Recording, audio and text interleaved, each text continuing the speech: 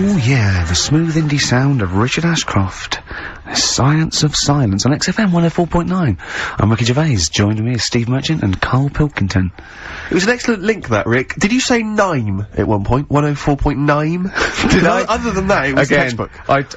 Yeah, a desperate attempt at being articulate. Sure. But let myself down. With your See, this is the good thing about the boxing thing, because, there's no chance of me, you know, slurring my words. No, I already slurred my words. Yeah, so no one, any damage will be totally fine. Yeah. Oh, the doctor's rushing in. I think there might be some kind of concussion. Jane just going, no, that's just the way he talks normally.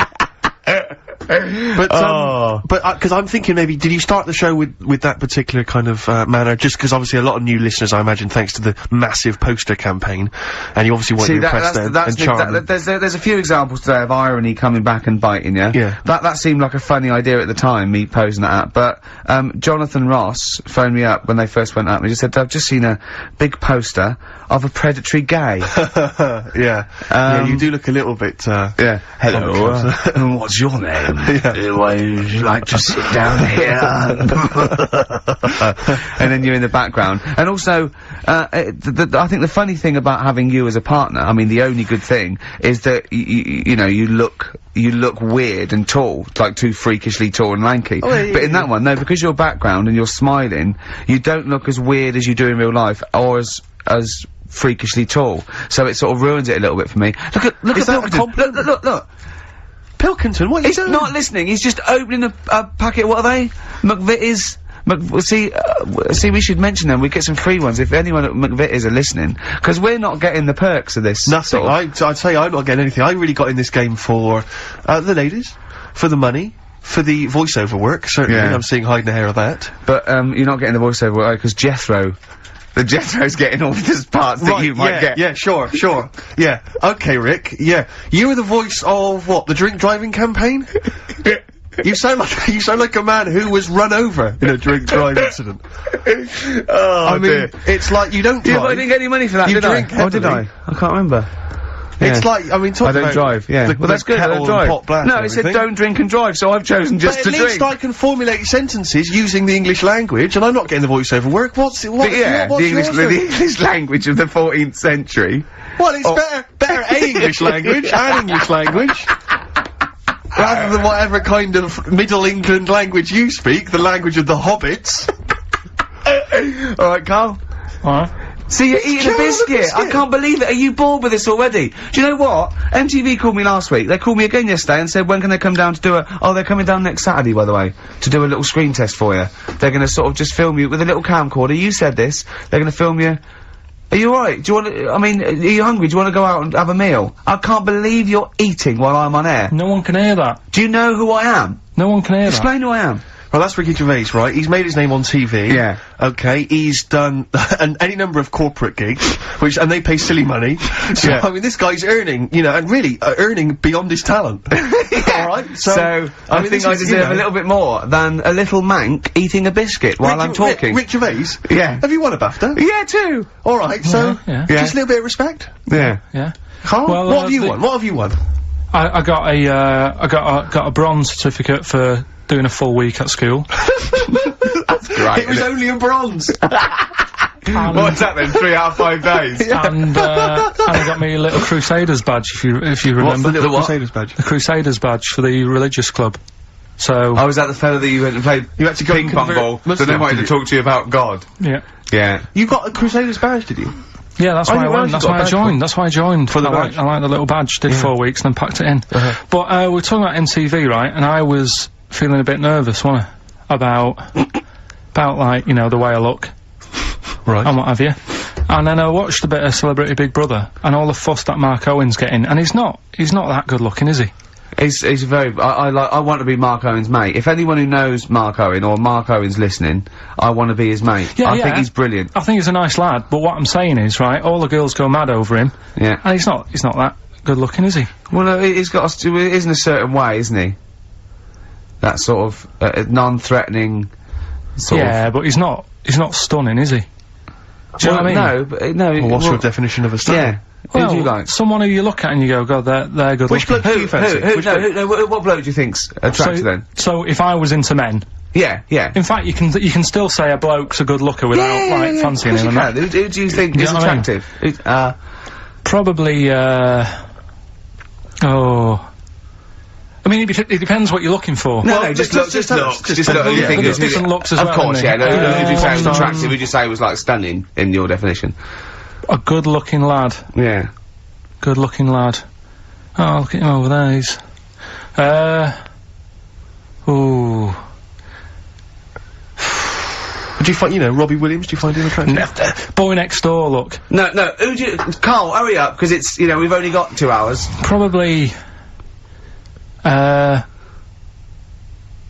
you know, I can't think of one offhand. Mark Owen is pretty good looking then, really. Well, there's not... Just name one bloke that you think's an attractive guy. There must be one bloke that you've either met, or that you've, seen in a pub, or on a poster. Tell you what. Go on. Tell you what. Works here. Young Alex Zane. Alex! Well, we know Alex, then we can fix you up. I love you, Alex! You got something!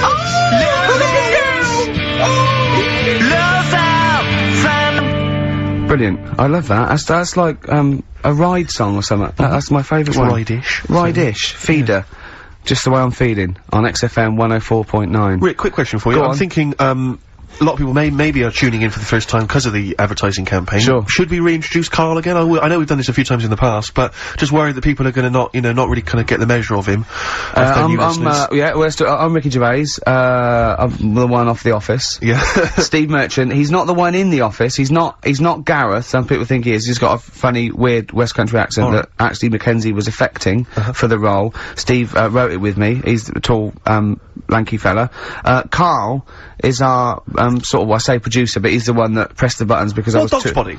Yeah, but I mean, it was just because I was too big to run the desk. Yeah. I used to have to do. Literally too big, you couldn't get behind it. Yeah, and then we discovered that, he looked a bit like a boring, sort of, alright, yeah, but then when we sort of, poked him with a stick, he came up with, he doesn't realise, but some of the I think, some of the funniest extraordinary things I've ever heard. Say hello, Karl. Alright. Yeah. Well, classics, I think, so far, that have gone straight to the list include, have you ever used a Y front correctly? Yeah. Brilliant. You never see an old person eating a Twix. Eating a Twix. These are sort of things. He's back on his campaign to get rid of jellyfish. Why is that, Karl? Oh, did you see the paper yesterday? Go on. There's a jellyfish, right? It's about 15 foot long, about 5 foot wide, and there's a fella swimming next to it. And the paper's going, oh, look at this we've found, there's loads of them in Japan. Yeah. And it's because the water's getting hot, so it's making jellyfish really big. Oh dear. How's the campaign going to get jellyfish get rid of them? What's your point about jellyfish? They don't do anything? There's no point. They get in the way. It ruined me holiday. Because I got stung by one. Yeah. But you think the same thing about Liverpudlians, and we can't just go around, wiping out things that ruin your holiday. Well, let's do the jellyfish first. And then we'll move on to the Scousers. Yeah. But yeah, I don't know what they do, and I'm trying to look on the internet. I've been busy this week. You're jellyfish now, not Scousers. Yeah. You don't know what I don't know what they do either. To sort of try and work out what would happen with the sea if it didn't work, because they say, like, if there's no... Whoa. See, this is what we're talking about. People who've listened for the first time, they've got to listen to every word you say. You want to find out what would happen with the sea if it didn't work? If jellyfish weren't in there, do you know what I mean? Because stuff like coral, apparently the sea would be in a right state if you didn't have any coral in it. If fish, do you know what I mean? I always worry about how many fish we're sort of eating. Because you go past... Sorry? No, do you know, like, you go in Marks and Spencer's or Selfridges... There's loads of fish in there. And there's really fancy stuff that you think, they've killed that, and it looks good on the counter, pretty impressive. Yeah. But is anyone gonna buy it? Yeah. Do you know what I mean? It's a big, like, a shark sat in ice. Yeah. And you go, yeah, they've got, like, a lot of fish... You sure you won't go around the Tate Gallery? Do you know what I mean? I've never seen a big shark sat in ice in Selfridges. They do it. And it's like... You go in the morning, and you can go back at night, and the same shark sat there, and it's... So you know it's the same shark, do you? It's the same one. So what, same face? Are you sure he just hasn't lost his mum? And he's just like, he went shopping with her Christmas shopping, and he's just like, he's stranded, he doesn't know where, he's just waiting. You know I'm right. I've never seen a shark in Selfridges.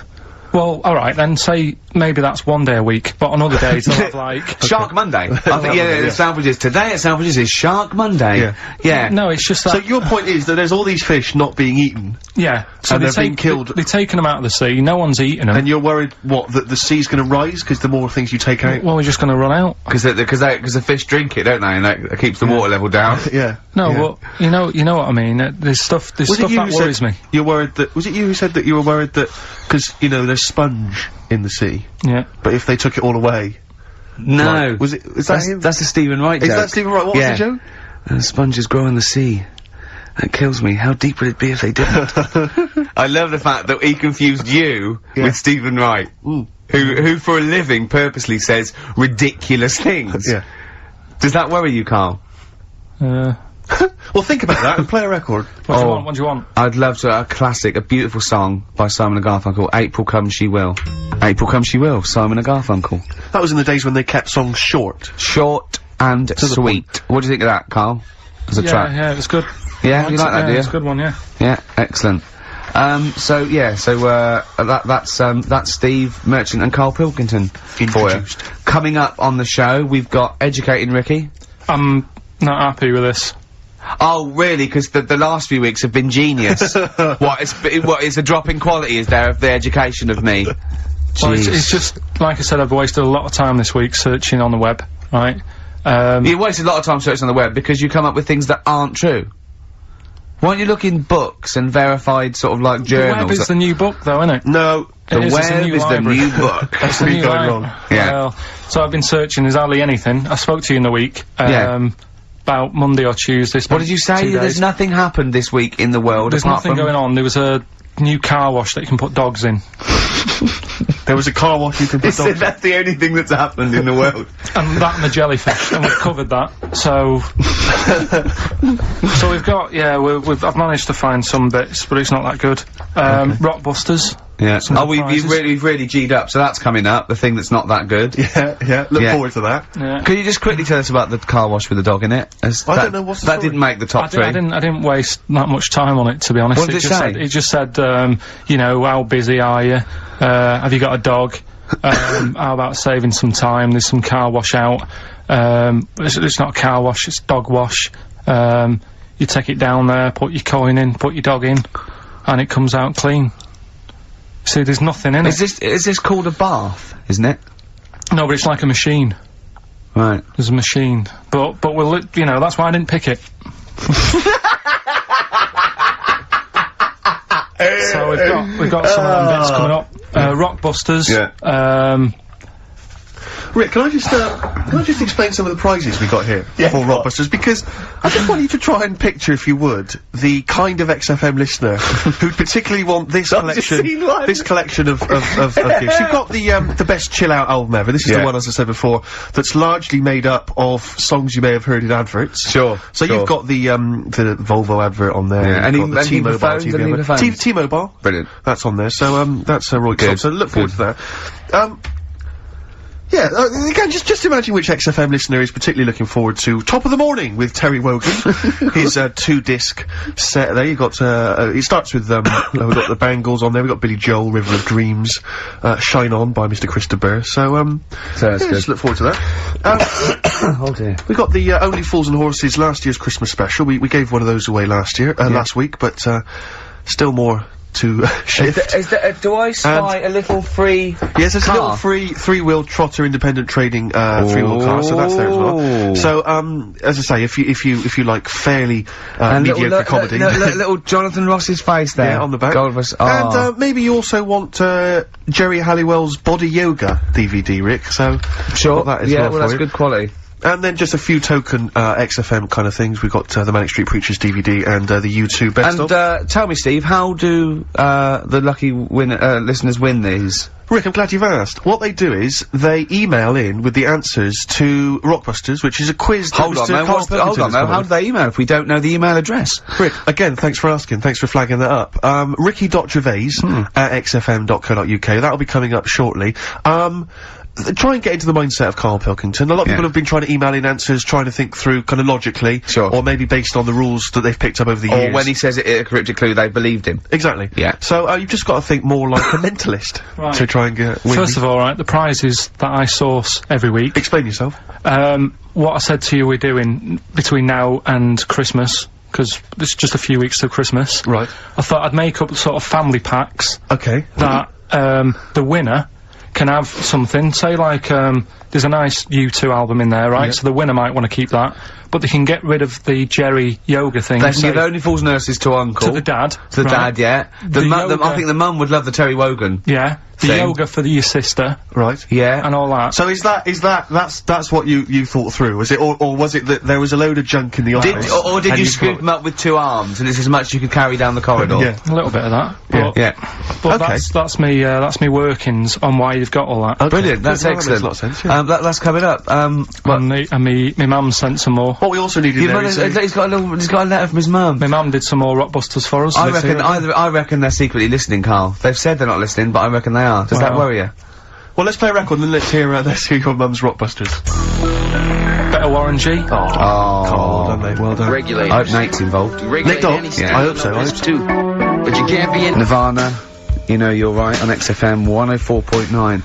I had to meet the doctor for this fight thing in the week, and it's the one who's off Big Brother.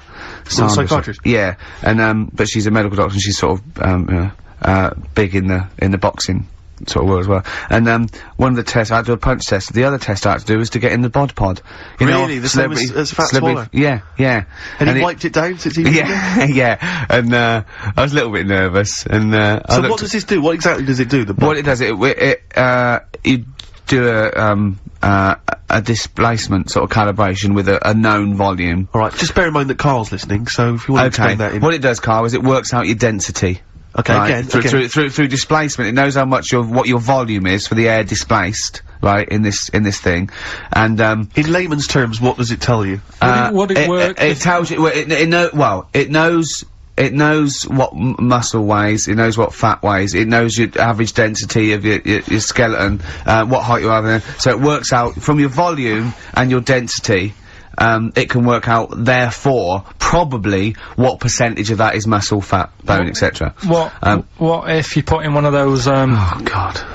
No, go on then. No, go on, what were you gonna ask? What would it do if you put in one of those pug dogs? You put in one of those, what? What do you mean, what would it do? What, like on Ricky's lap? No, Do you know those dogs that are all wrinkling, have got too much skin for the skeleton? Yeah. And it's all like caving in and folding over. Yeah. Would the machine go, well, we know what you are, so it's alright? Or would it say, oh, what's going on here? Compute, yeah. Do you know what I mean? Like last week when you were laughing at me about... Why do you want to confuse machines? Do you remember when he put in Y to a computer search engine to try and confuse it? I love the fact, I want the computer to come back, why not, and your head explode. I mean, I love the idea that you're trying to, I mean, It's better than what I thought you were going to say, which is, what if you put a fly in there? Well, I'm worried about that. I don't let a fly in, yeah. But anyway. So anyway, what percentage of you is muscle and what percentage of you is fat? I'm 25% fat. 25% fat? Yeah. Now what's Rick Waller? And most of me is muscle. Bone density and that. Rick Waller was 60% fat, which I've looked into it, and apparently is exactly the same as a pork scratching. Wow, that's extraordinary. So he is yeah, the equivalent of a 30-stone a giant pork scratching. Yeah. So is 20% fat, is that good or bad? No, 20%'s alright, 25's over. Right. Men, healthy, fit, lean men, about 18, 20. I'm 25. So you're a healthy, fit, lean man? No, 18, I'm 25. Oh, you're 25? Yeah, right, so I'm 5%, over. And a boxer, that is in peak, you know, with the, basically, you've seen the ones, they just look, you know, like Bruce Lee. Yeah. They're 8%. 8%, wow. Fat. So, is that good for you? Well, I don't think it's that bad for you. I mean, you know, you need a bit of fat. Because Bruce Lee supposedly, I mean, there's so many rumours, I'm sure you're fascinated by them, Karl, conspiracy theories surrounding Bruce Lee's death. Yeah. One of which is that his body was, it's at the peak of physical perfection. He had an aspirin because of a headache, and it reacted with his, because just the impurities in the aspirin killed him. Yeah. Yeah, you're nodding. Because it's sort of like quite interesting and a bit weird. Yeah. He'll have yes, that's fact. He'll have Well, are you aware of the fact that supposedly he actually cheated death, he actually faked his own death so he could work undercover for the Hong Kong police? Are you aware of that? Yeah. Do you believe that as well? Not so convinced. Dunno. Do you believe he could kill a man by putting all his energy into a trembling hand and touching him and every blood vessel burst? Well, it's just another form of trickery, innit? I mean, you met up with Darren, didn't you? Met up with Darren Brown, yeah. Darren Brown. Yeah, he's incredible. Yeah, he's probably the Britain's best illusionist, if you don't mind me saying. Yeah. Well, you can put that on a poster if you want. Tell you what, though, right? Changing the subject a bit. We were talking about a fly getting in that pod. Yeah. Read in the week when I was searching for stuff to educate, you know, the Educate Ricky section. Yeah. Which we will be Do you want to answer that phone, because it's annoying me? Who's phoning? I don't know, it's obviously someone who doesn't know that you're talking at the moment, so leave it. Let him finish your point, let him finish your point. It could be, leave it. It could be the head of... Leave it. Yeah, go on. Could be the head of XFM? Yeah. Oh, I'm so scared! No. We must I won't be embarrassing him, I am going, don't call me when I'm working. Nice, right, fighting against the machine, high five. Yeah. Raging against the machine. Anyway, yeah, right, we were talking about flies getting in a pod.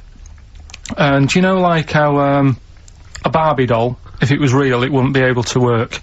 Do you know what I mean? A Barbie doll, if a woman had the... proportions. She wouldn't be able to tie her shoelaces up and stuff, because her legs are too long for her back and all that. Flies, scientists can't work out how they fly. It's a bee. It's a bee. It's a bee, not a fly. No, a fly as well. No. A fly is, apparently its body is like too big for its wings, and they still can't work it out. Yeah. How it flies. Which in your mind says what? Something spooky going on? They have worked out that it's the fact that what they do, the wing actually beats a ridiculous about 150 times a second, so it displaces air. Yeah. So they have. I know what you mean. It's incredible that it can fly because it's got such small wings. Yeah. All right. And it's a bee, not a fly. So, yeah, but other than that, good point. Bowie. Another classic. Be My Wife off the Low album. David Bowie. David Bowie. It's a cracker. Be My Wife off a Low. Very good indeed. Yeah. Rick, you know my frustration with the homeless? Yeah. You know they wind me up. I was walking through Soho last night. I saw a homeless fella reading a book. Yeah. Well, I'll tell you this, if he's got the wherewithal to read a book, right, he's obviously, you know, he wants to keep himself occupied, his mind educated. Yeah. My point is, why not, instead of reading a book, have a quick look through the job vacancies section of the Evening Standard, or maybe just take the time to fill in some kind of application form for, you know, maybe, you know, a job or something like that. Confusing there was is the ability to read with the ability to house yourself. Well, no, because what I'm saying is, it seems to me he's obviously got a certain, you know, grasp psychologically of, you know, his where they're he's not like mental people who haven't got houses. A lot of them are, Rick. I've seen them dancing and shouting and screaming, you know, and pissing in doorways and stuff. Yeah, again, you're confusing homelessness with trampiness. Well, again, you know, some people just have left home and they haven't got a... Gervais, I'm not a sociologist. No. Sorry if I can't spot all the clever distinctions that trained experts such as yourself can. Well, all I know is, there was a fella reading a book. Well, you know the ones that have got beards and sing little tunes and they smell of piss? They're my favourite, right? They are brilliant. Yeah, and they're drinking special brew. Yeah. That's an alcoholic tramp, right? They are. You know the ones that sit with a dog or sell big issue, they just haven't got their own place. Right. Do you see? Okay.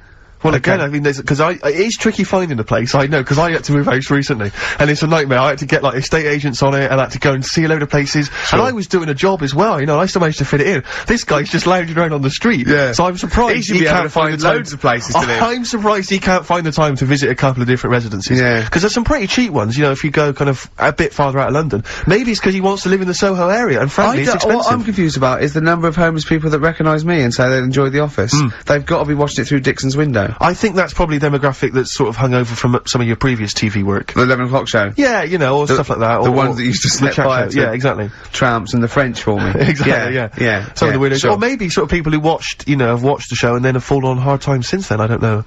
And this is not necessarily linked, I mean, I wouldn't have thought so. Carl's lost in this conversation. Carl, are we boring you then? No, it's just, I don't know, it's a bit tight, isn't it? What? Because it's like, I sometimes think it could have been me when I see homeless people and that. I just think, you know, I nearly killed a man once. It could have totally changed my life. So, whoa, You want to slow down there. Just want to back up for a second.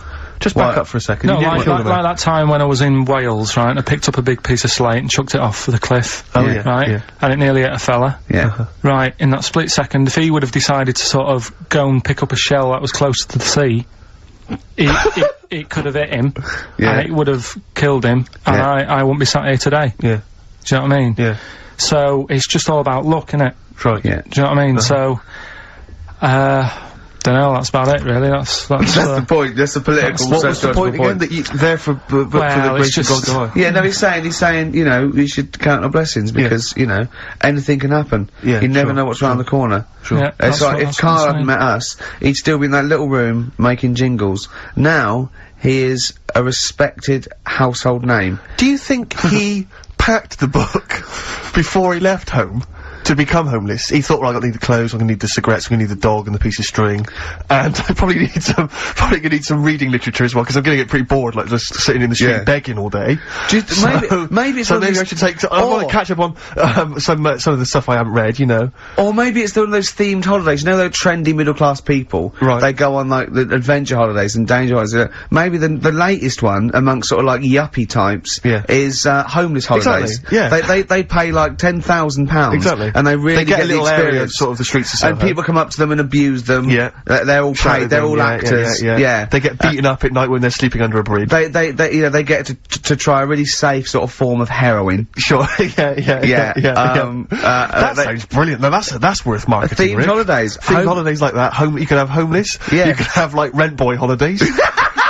Find out what it's like to be a rent boy for 3 weeks. Yeah, and then, they have to and make a little bit of money on the side. side. They have to wean them off it. Exactly. At the end, they go, no, don't keep sucking it. You can stop You're finished now, you're a bank manager again. I've just got the taste for it, to be honest. Can that happen? No, it's worth knowing if that is a possibility. Carl's worried. What? We haven't said anything. We haven't said anything wrong, Karl. There's be no complaints. We haven't said anything. The words suck, as far as I can work out. No! It's not a banned word on the radio. Is it Rockbusters time? Okay. Yeah, Rockbusters. Well, let's play a tune, then we'll come back with Rockbusters. What do you want to Are we gonna hear your mum's before we have best yours? holiday I've ever had. I'll get a taste for it. That's a new American band called My Morning Jacket from the Sweat Bees EP. That's called Lowdown. Like that? Yeah, nice. It's good, yeah. I brought in some adverts, my favourite adverts to play. Really? Yeah, they're all new ones as well. We got those now? Can we hear them? Do you want to do them now, or keep them listening and play them later? No, do them now. Yeah? Oh, they are good. Ready? XFM. XFM indeed, Steve. Absolutely. Sorry, I'm just fiddling around here. What are you looking at? Well, I was just looking at some of the emails, and if I can find it, I got an absolute treat from you. Go on. Dickie Anderson. Is he, Anders, he's emailed in Richard Anderson, our biggest fan. Biggest fan. He said, Dear Ricky, sorry for not tuning in recently, only I've been busy watching a puddle evaporate. Glad to hear you haven't tinkered with the show's winning formula by trying to introduce any quality into it. That's from, Richard Anderson. So, good to have Dickie Anderson listening again. Oh, because he just keeps us on our toes, you know. Yeah. And, good work, Rich. Thanks for that. I wonder what he looks like. Dickie Anderson? Yeah. I think he's a good-looking guy. For some reason, I've always imagined him as being slightly older, with maybe a beard. Oh, no, you know what I mean? Like I think of him sort of cords and now and sweater. Definitely cords. I think he looks like, maybe the Proclaimers. Yeah, but again, with a beard or at least a moustache. Yeah. I don't know why I'm seeing some kind of facial hair. And he's sort of like, he's sort of, he likes the Cure and the Swiss Nut, but, he snarls at everything. He thinks everything's puerile. Yeah. I bet he prefers Radio 5. Do you think Radio 5? Yeah. 5, yeah. Yeah. And 4. I bet he's a real music snob as well. I bet there's certain bands, it's like rubbish. The Blazing Squad, rubbish. All pop music, rubbish. Britney Spears, rubbish. Is this defamation of character? He slagged you off enough times, Rick, and the show. I don't know. And I'm only saying it's my opinion, I imagine, so, yeah, I mean, we don't know, I mean, you know, he could be a lovely guy. to be honest, I'm getting to like him. What I like about Richard is he's willing to say what he thinks. Well, it's more than that. He's a bit like Eminem. No, it's more than that. He actually hits on the truth too often for my liking. Yeah, well, I mean, this is a shoddy show. with very, very little to offer. You got to remember though, it is a bronze-winning show. We did win a bronze award at the Sonys last year. One of the most coveted of the awards. Yeah, the bronze. in my opinion, the bronze is slightly better than the gold. Well, a lot of people don't win the bronze, Rick. You got to remember that there's not many people who win the bronze. Gold is, you know, gold's got no intrinsic value. It's just a currency, and in my opinion, bronze is better. Well, yeah. In a way. Carl, Rockbusters, your mum, Carl. Yeah, no, Listen, we did get a bronze, but this year we introduced Rockbusters. Things will be changing. So, Hey, we didn't introduce Rockbusters, Carl. Please don't tar us with that brush. Yeah. You introduced And also, do you remember the show that got that bronze was the show with the complaint that was upheld by the radio authority? Was it really? Yeah, the show that got the award and was nominated was the one with the only upheld complaint we've ever had. Do you think if we hadn't discussed that particular subject for quite as long, we could have got the silver? I think it was the mention of, and I say this meaning male birds, of all the cocks. Right. Yeah. But do you think the Sony committee was going, I enjoyed the show, if they hadn't mentioned cocks, meaning birds, meaning birds, yeah. I'd have given it the silver. Yeah. So, Carl getting nervous. Rockbusters then. Yeah. Chance to win all that stuff Steve was talking about before. We give initials and a cryptic clue, and it's a band, and there's 3 of them, and you email in ricky.gervais@xfm.co.uk. Yeah. Right. Do you want some of me mums? Well, I think before you give us your own, we should hear your mums, just to sort of set the tone and for people to get their heads around the whole idea. She sent some more, they're still not that up to scratch. First one, this group are nice on toast. Marmalade? Jam. Yeah. Which one? Jam. Okay. Marmalade would have worked. Marmalade's just as good, yeah. This man liked his wine. This man liked his wine? Dean Martin. What? So no cryptic clue, just a man who drinks. Yeah. But like, isn't there like a myriad of rock stars and pop stars who like booze? I love that. He liked his wine! I don't think anyone would have ever got that. That's fantastic! This man liked his wine, Dean Martin. This man liked his golf. Oh, clubby chip face. No, Bunker Smith. Bing Crosby, yeah. He liked his golf. Yeah, that's genius. This man liked his wine. Just a couple more. Hope you're not speeding when you meet these. The police. Oh, it's great! And, is there any other good ones? Sounds like these lads work for the hospital. The porters. Say that again? Sounds like these lads, work for the hospital. Jerry and the pacemakers. Right. So we'll Carl, I have to say, if there was ever, in the future, any doubt that you were your mother's son, that would pay that. Believe me, you are a chip off the old block. Well, let's so we have a little record and then educating Ricky and Rockbusters. I'll the just show remind you, really if I can, of the prizes.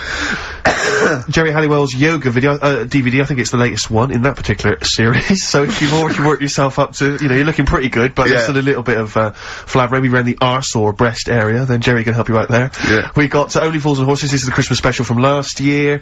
Jonathan Ross was giving that one on his morning show this morning. I don't know if they're just trying to get rid of him. Top of the morning to you from Terry Wogan, that's his, 2D CD. I'm sure they were giving that away as You've well, got the likes of Love Theme from Top Gun, obviously Take My Breath Away by Berlin, that's on there. What else we got? We got the Pretenders, you mentioned them earlier. Alison Moyet's on there. Annie Lennox featuring Paul I Simon. still call her Alf. Loaf is on there. I'm talking of the meat variety. Obviously. Miss Tina Turner on Silent Wings. There's an incredible selection there. Perfect for saying mum or, a deaf aunt. That's the Manic Street Preacher's Greatest Hits DVD. Anyway, how's your aunt, the one who farted for 5 minutes, Carl? Also got the U2 not been that well. The U2 What's up with her? The best chill out album ever. Is she alright? Yeah, she'll be alright. Yeah. Okay guys, so that's the prizes up for grabs. So we were having 2 conversations there. I think we're a little bit too relaxed in this show. Sure. I mean, people tuning in will just think, do those 3 people know they're going out live? Or is that a conversation, like, between the records? It's... do you know what I mean? It probably sounds like, the record is playing. We think the record's playing, we're just chatting. Oh dear, what we got, Carl? What we got? Carl, come on.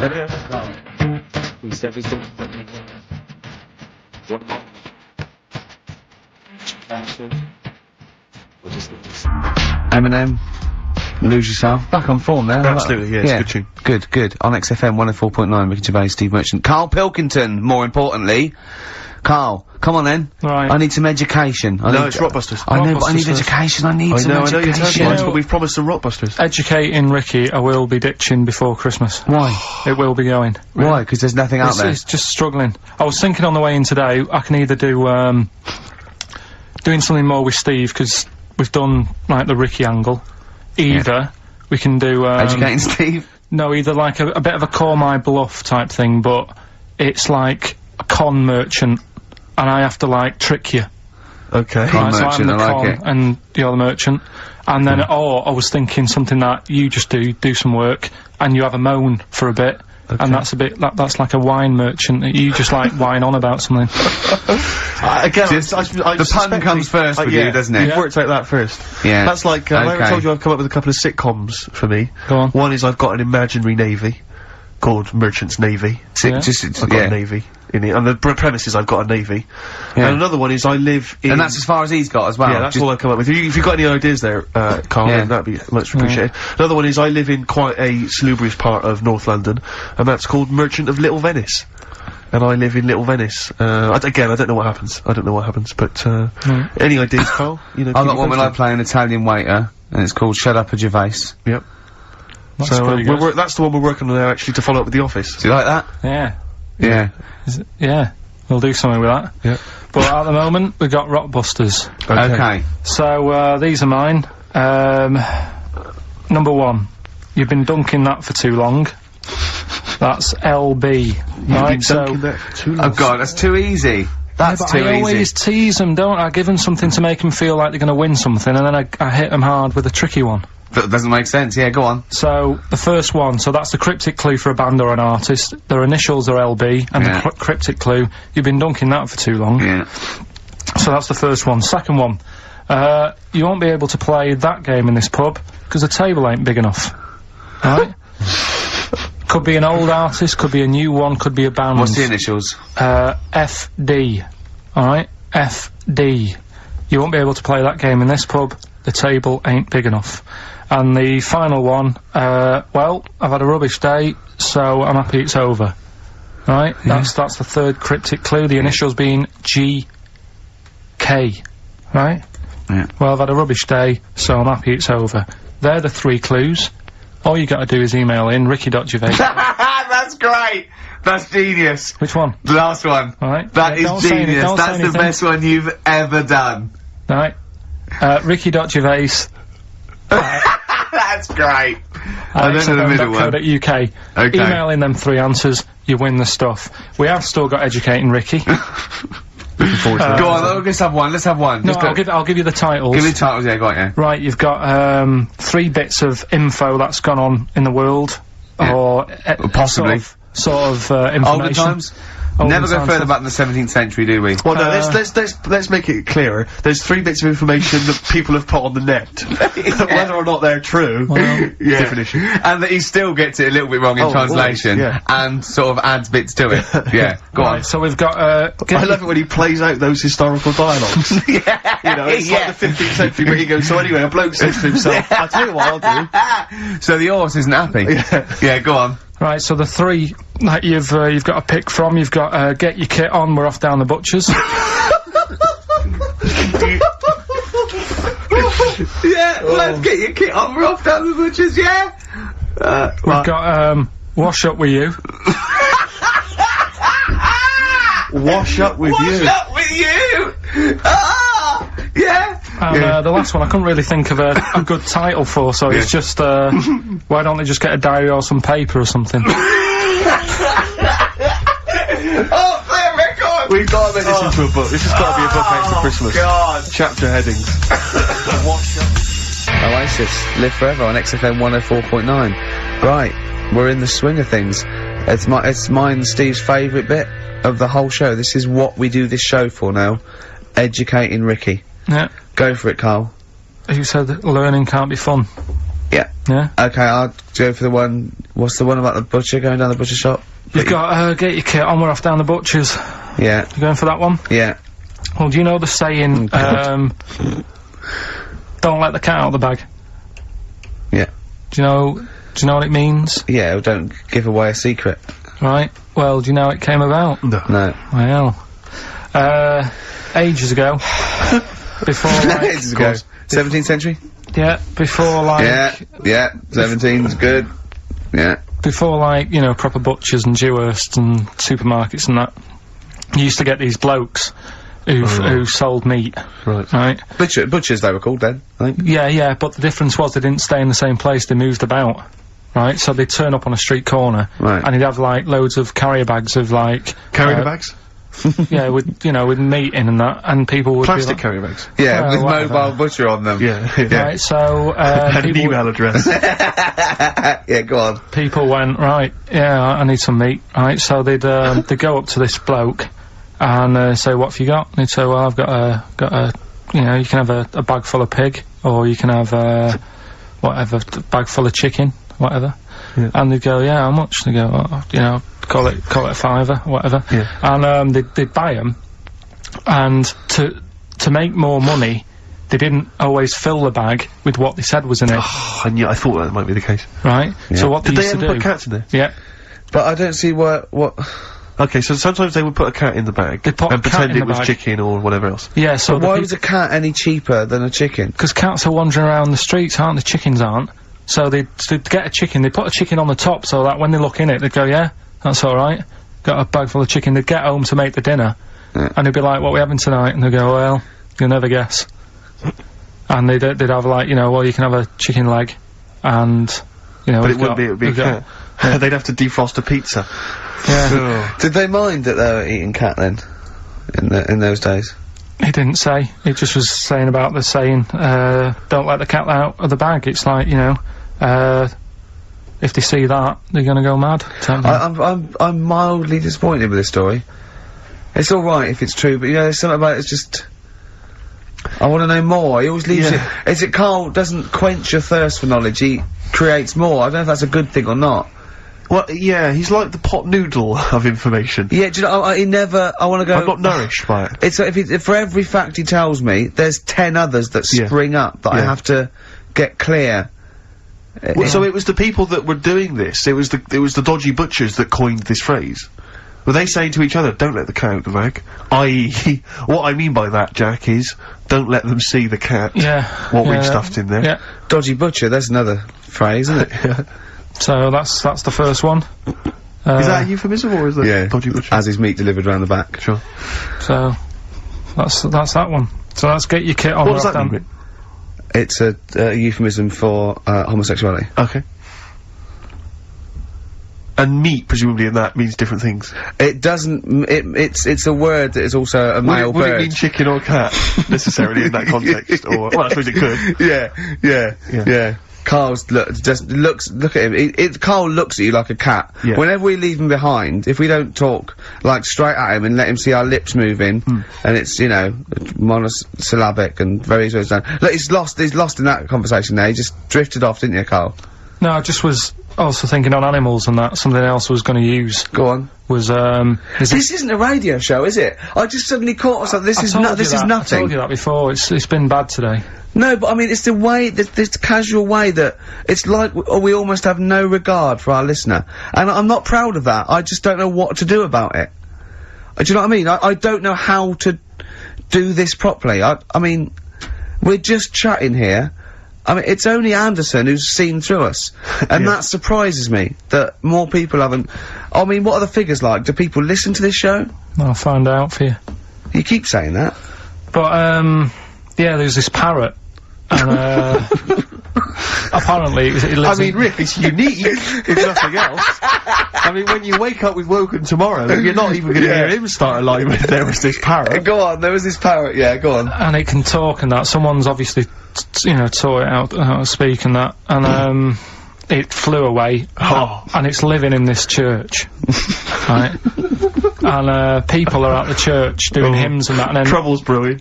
In between the hymns... That parrot was owned by an old miner who used to swear a lot. Yeah. Well, then the vicar is going to be really annoyed.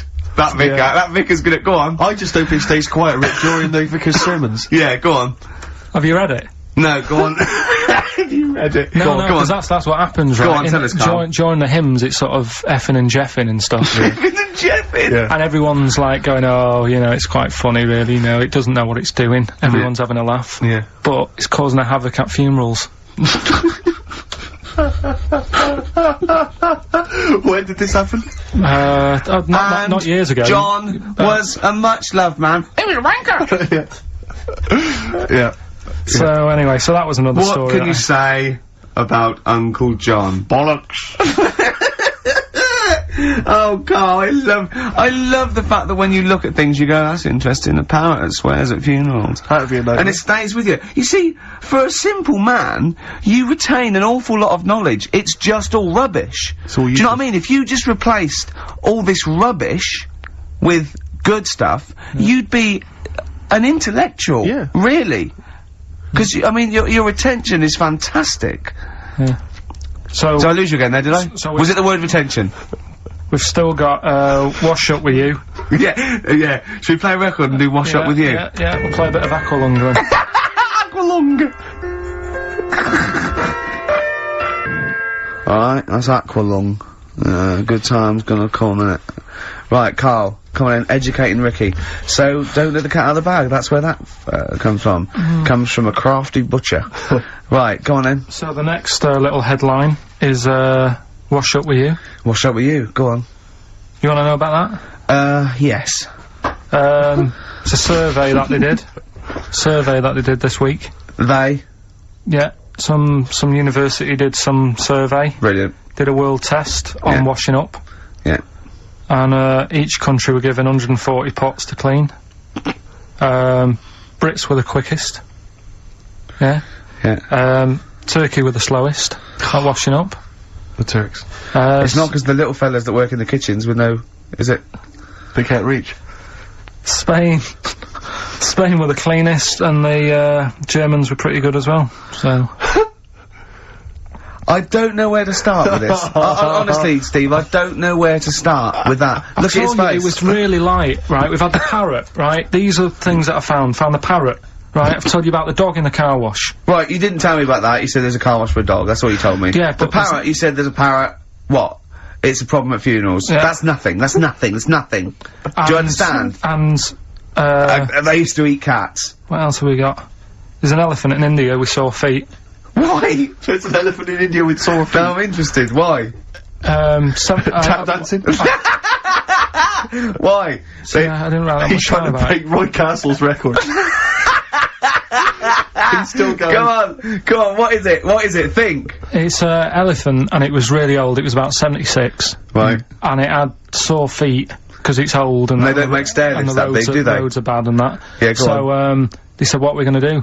And the town was like, oh, you know, we're used to seeing it around, it's part of the thing, you know, we don't want it to have sore feet. Yeah. So they got some slippers made for it. And it had like a picture of the elephant looking happy wearing some slippers. I love him! I love Karl, his world! Think of it, where did you see this picture? That was on the internet. Right. That's a lesson though for any elephants listening. You know, don't wear stilettos to work every day, because it can do your feet in. So that it's but don't elephants have really bad memories? No, they have really good memories. Oh, do they? Yeah. Oh, that's good then. No, I just thought they'd forget where they put them. I thought there was something about elephants having bad memories and that. It goes on, where's my slippers? Yeah. I'm sure I left them by the Tesco. So, sorry, there's an elephant walking around wearing slippers? Yeah, there's, that's in India. What kind of slippers? Those sort of old man ones with the sort of checkered Well, round design. ones, I imagine. Yeah. Big round ones. There was that going on. And is it happening? Is it happier? I mean, does it feel more satisfying? It looked it. Did it look? How can you tell? How can you tell for elephants, please? What else is there? There was a woman who's had a breast insured for 150 grand. Right. Okay. Any more information there? What? Third party fire and theft? Don't know, it just said, it had a picture of her with them, like, you know, out. I just thought, yeah, you should get them covered. He's done another real joke! Brilliant, that's a proper joke. He's done, look at his little face, he smiles! I'd like to see you on one of the sort of TV panel games. If they could bring back sort of celebrity squares, it'd be amazing as the centre square. Oh, that would be incredible. Or, on that countdown in Dictionary Corner. I imagine him in Dictionary Corner. Well, I've come up with cat. If that helps at all. Yeah. Memblant. Yeah, what does that mean, Karl? Just anything you want it to mean. Oh, what I've got? There's a dog that's got a cough in Singapore because it smokes 20 a day. Right, okay, another one. No, it's the last one in it, so we'll save it. The last one we've got is why don't we Sorry, what was that? Wash up with you, that was it?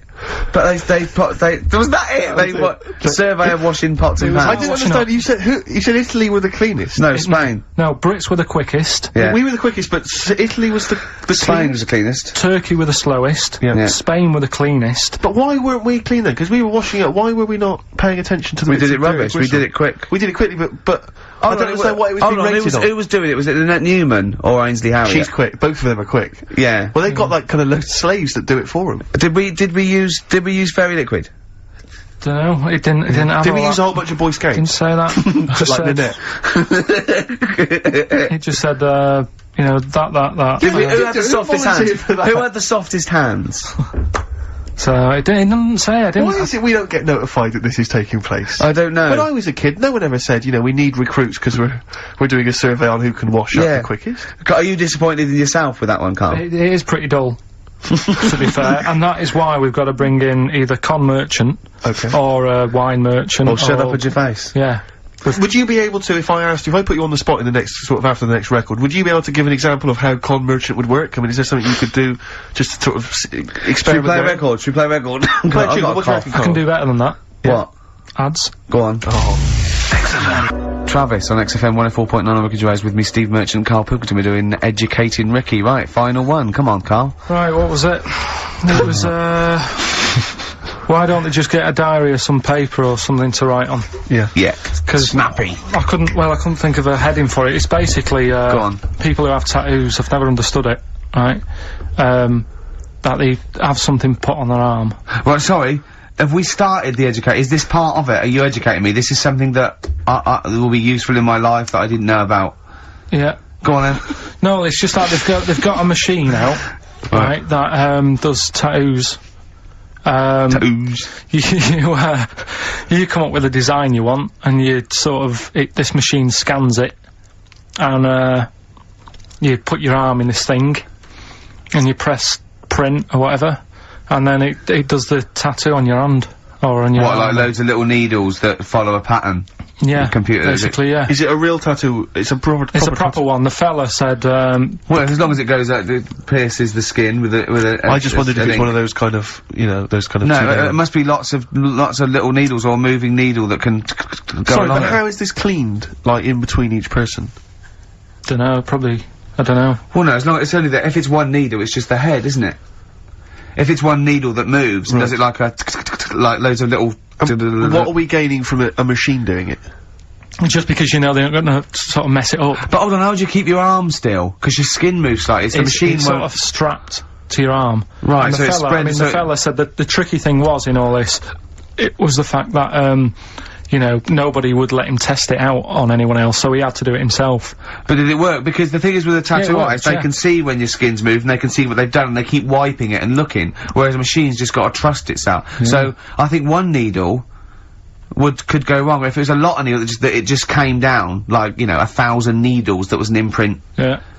But, obviously I'm asking someone who's, hasn't delved any further than there's a machine that can give you a tattoo. That's all you've got at the moment, isn't it? Well, yeah, basically. That's all you've got? I mean, that's what I've got, because I'm not a fan of tattoos, I don't... But where did you read this again? This was... Internet? This was on the internet, yeah, it was, yeah. Okay. And I just don't understand why people do it. That's what got me attention. Because me, Sorry, what have I learned from this? That if you wanted to get one, you know, you can get one done by a machine now. You know, people say machines are sort of taking over and that. And there's another one.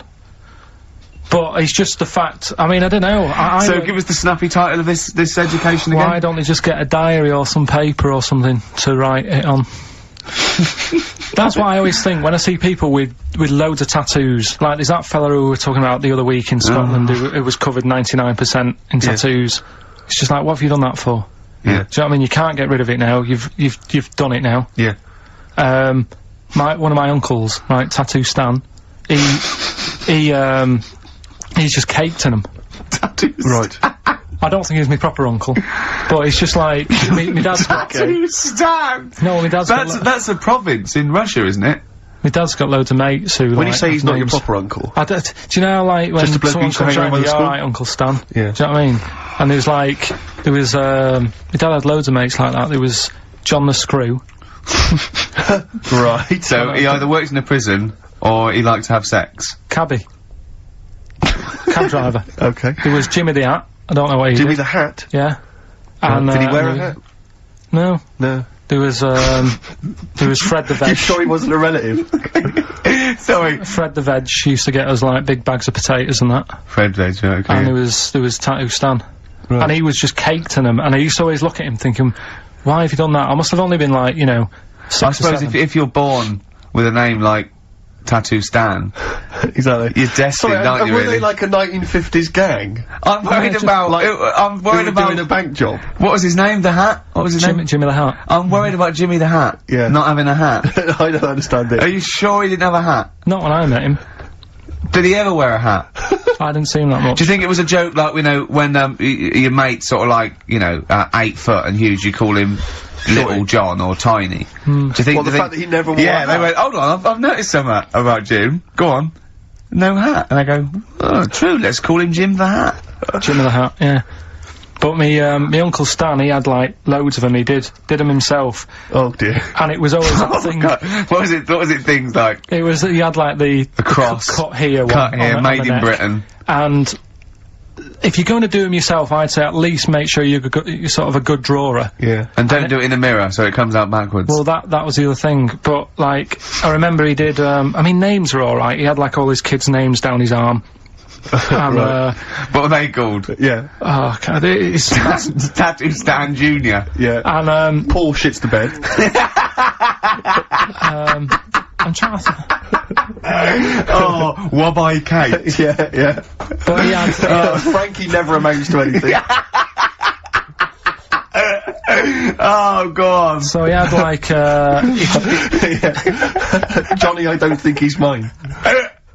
so he did all this... I don't even know why I'm telling you about tattoos. No, nor do I, Carl. Hey, to be honest, I don't know if maybe you just have to picture this. But my sister had to take a photo once. She was working in like a factory, not to denigrate people who work in factories, but there happened to be a particularly oddball, kind of lank-haired, weird guy living, working in this factory, and he did his own tattoos, and she took a photo of it because she was so extraordinary. He'd drawn it himself. Now, bear in mind, it was the kind of thing you saw when you were doing art when you were like 15. This is the sort of person who designed their own like heavy rock album cover. Yeah. He's that sort of person. So, I mean, like, was it a dragon with breasts? You're not far off, Rick. No. You're not far off. I'll tell you what it was. He had this tattooed on his back. It took up his entire back. She took a photo of it for me. He drew it himself. He had it tattooed himself, and it was just too much detail. Too much detail for a tattoo. It needs to be fairly simple, I think, to make a tattoo. It was... it was a naked female vampire having a shower. Why was she having a shower? Having a shower. That's why she was naked. Yeah. And so she was been out, beautiful. she was, presumably, She'd been out that night. Been out, a lot of blood. Yeah, well, she was naked, so you could see her naked body. Yeah. She's quite a beautiful vampire, relatively speaking. Yeah. Although the symmetry of her face was somewhat off. Yeah. The only thing I think that gave it away had a bad spine. was that she did have some pointed teeth. I think that was how you knew she was a vampire. Right. Was she looking, the fact that she was having a shower was very specific, isn't it? But he'd sort of drawn in he said to the eye, I said, listen, I want a naked bird, right? But I don't want it to be gratuitous. And he goes, well, you could put her in a shower, because then they went, pop her in the shower. That at least gives some kind of justification. That's the plot. I mean, it's justified within the story if she's in a shower. Sure. Okay.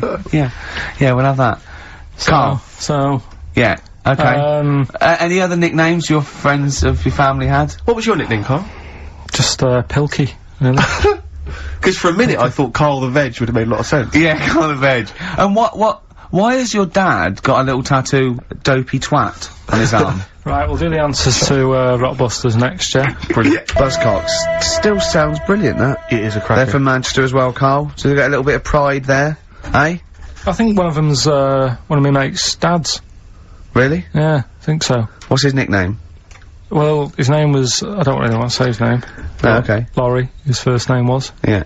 Still is, probably. Yeah. It was a good lad. Well, you know those little fellas at school that didn't know each other, weren't related and weren't friends, 'cause it'd be too obvious, that they had webbed hands and big heads. Yeah. What were they? Did they have any nicknames? Again, too obvious, isn't it? Yeah. Go on. Well, oh, big head, or, you know. Sure. Oh, I bet you're good at juggling, or... Frog twins. Yeah. Can I just interrupt you guys, because we've just had an email here, I hate to query you, Carl, and your educating Ricky section, because I know you put a lot— don't read this, let me just read it for you. Just had an email here from Olivia, and this has also been corroborated by someone else, I forget who it was. She just tuned in, and she just heard you explaining the expression, letting the cat out of the bag. Sure. It's all to do with cats that were put in bags by dodgy butchers, possibly the 17th century, we're not too sure. Anyway, she claims— well, let me see, she says, she uses both the words twaddle and crap, in relation to your definition. She says letting the cat out of the bag is an old shipping expression from when sailors used to get flogged for their misdemeanors. The cat is the cat of nine tails, which is a kind of whip thing that they used to keep hanging in a bag below deck. If it was discovered that a sailor had done something wrong, the cat would be let out of the bag and he'd get a whipping. Hence, don't let the cat out of the bag, meaning to cover something up to keep it secret. She's talking nonsense, No, right? she's not. That's the truth. Because the one I read about that was there's not enough room in here to swing a cat, right? And that was people who worked on a boat. Yeah, but that's the same one. Well, that's fine. They could have two expressions for the They're same not going to keep going on about people working on a boat to get loads of sailors. You can't have two phrases about the same thing! They're not These sailors have got nothing to do with their time. Think how many— just coming up with stuff. Think how many metaphors have birds in them, and, you know, it's ridiculous. Why can't you can have as many sounds as you like about anything, Carl. Yeah, There's not a rule. whatever. They don't go, we've made one up about the cat of nine tails. Well, cheers for that, Oliver. Olivia. Olivia. Yeah. Don't see your email coming up with the Rockbusters answers, so... Well, you better give us the answers Let's again. give them out. The first one was, you've been dunking that for too long. Yeah. That was LB. Limp Biscuit. Limp Biscuit. Yeah, got that one, innit? The third one, we'll jump to that one, because you've got it. Well, I've had a rubbish day, so I'm happy it's all over. That was GK. That's a great one. That's Gladys Knight. Gladys Knight. That is brilliant, Carl. And the one that, you're both having a problem with, you won't be able to play that game in this pub. The table ain't big enough. FD. Go on. Fats Domino. Yeah? What? The dominoes, you play dominoes in a pub. The dominoes fat. Pub tables are quite small. You won't be able to play that game in this pub.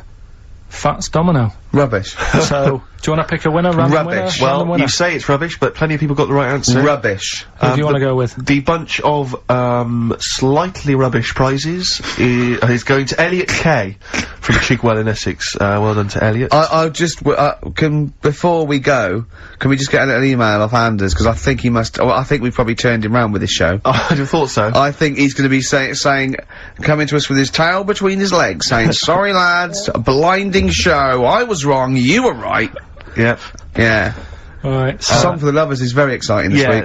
We haven't had a song for the lovers or the ladies for quite some time. Let's combine the two. so I mean, and a bit of John Martin, May You Never. Let's end with Beautiful that this week. track. We'll see you next time. So, yeah. Bye.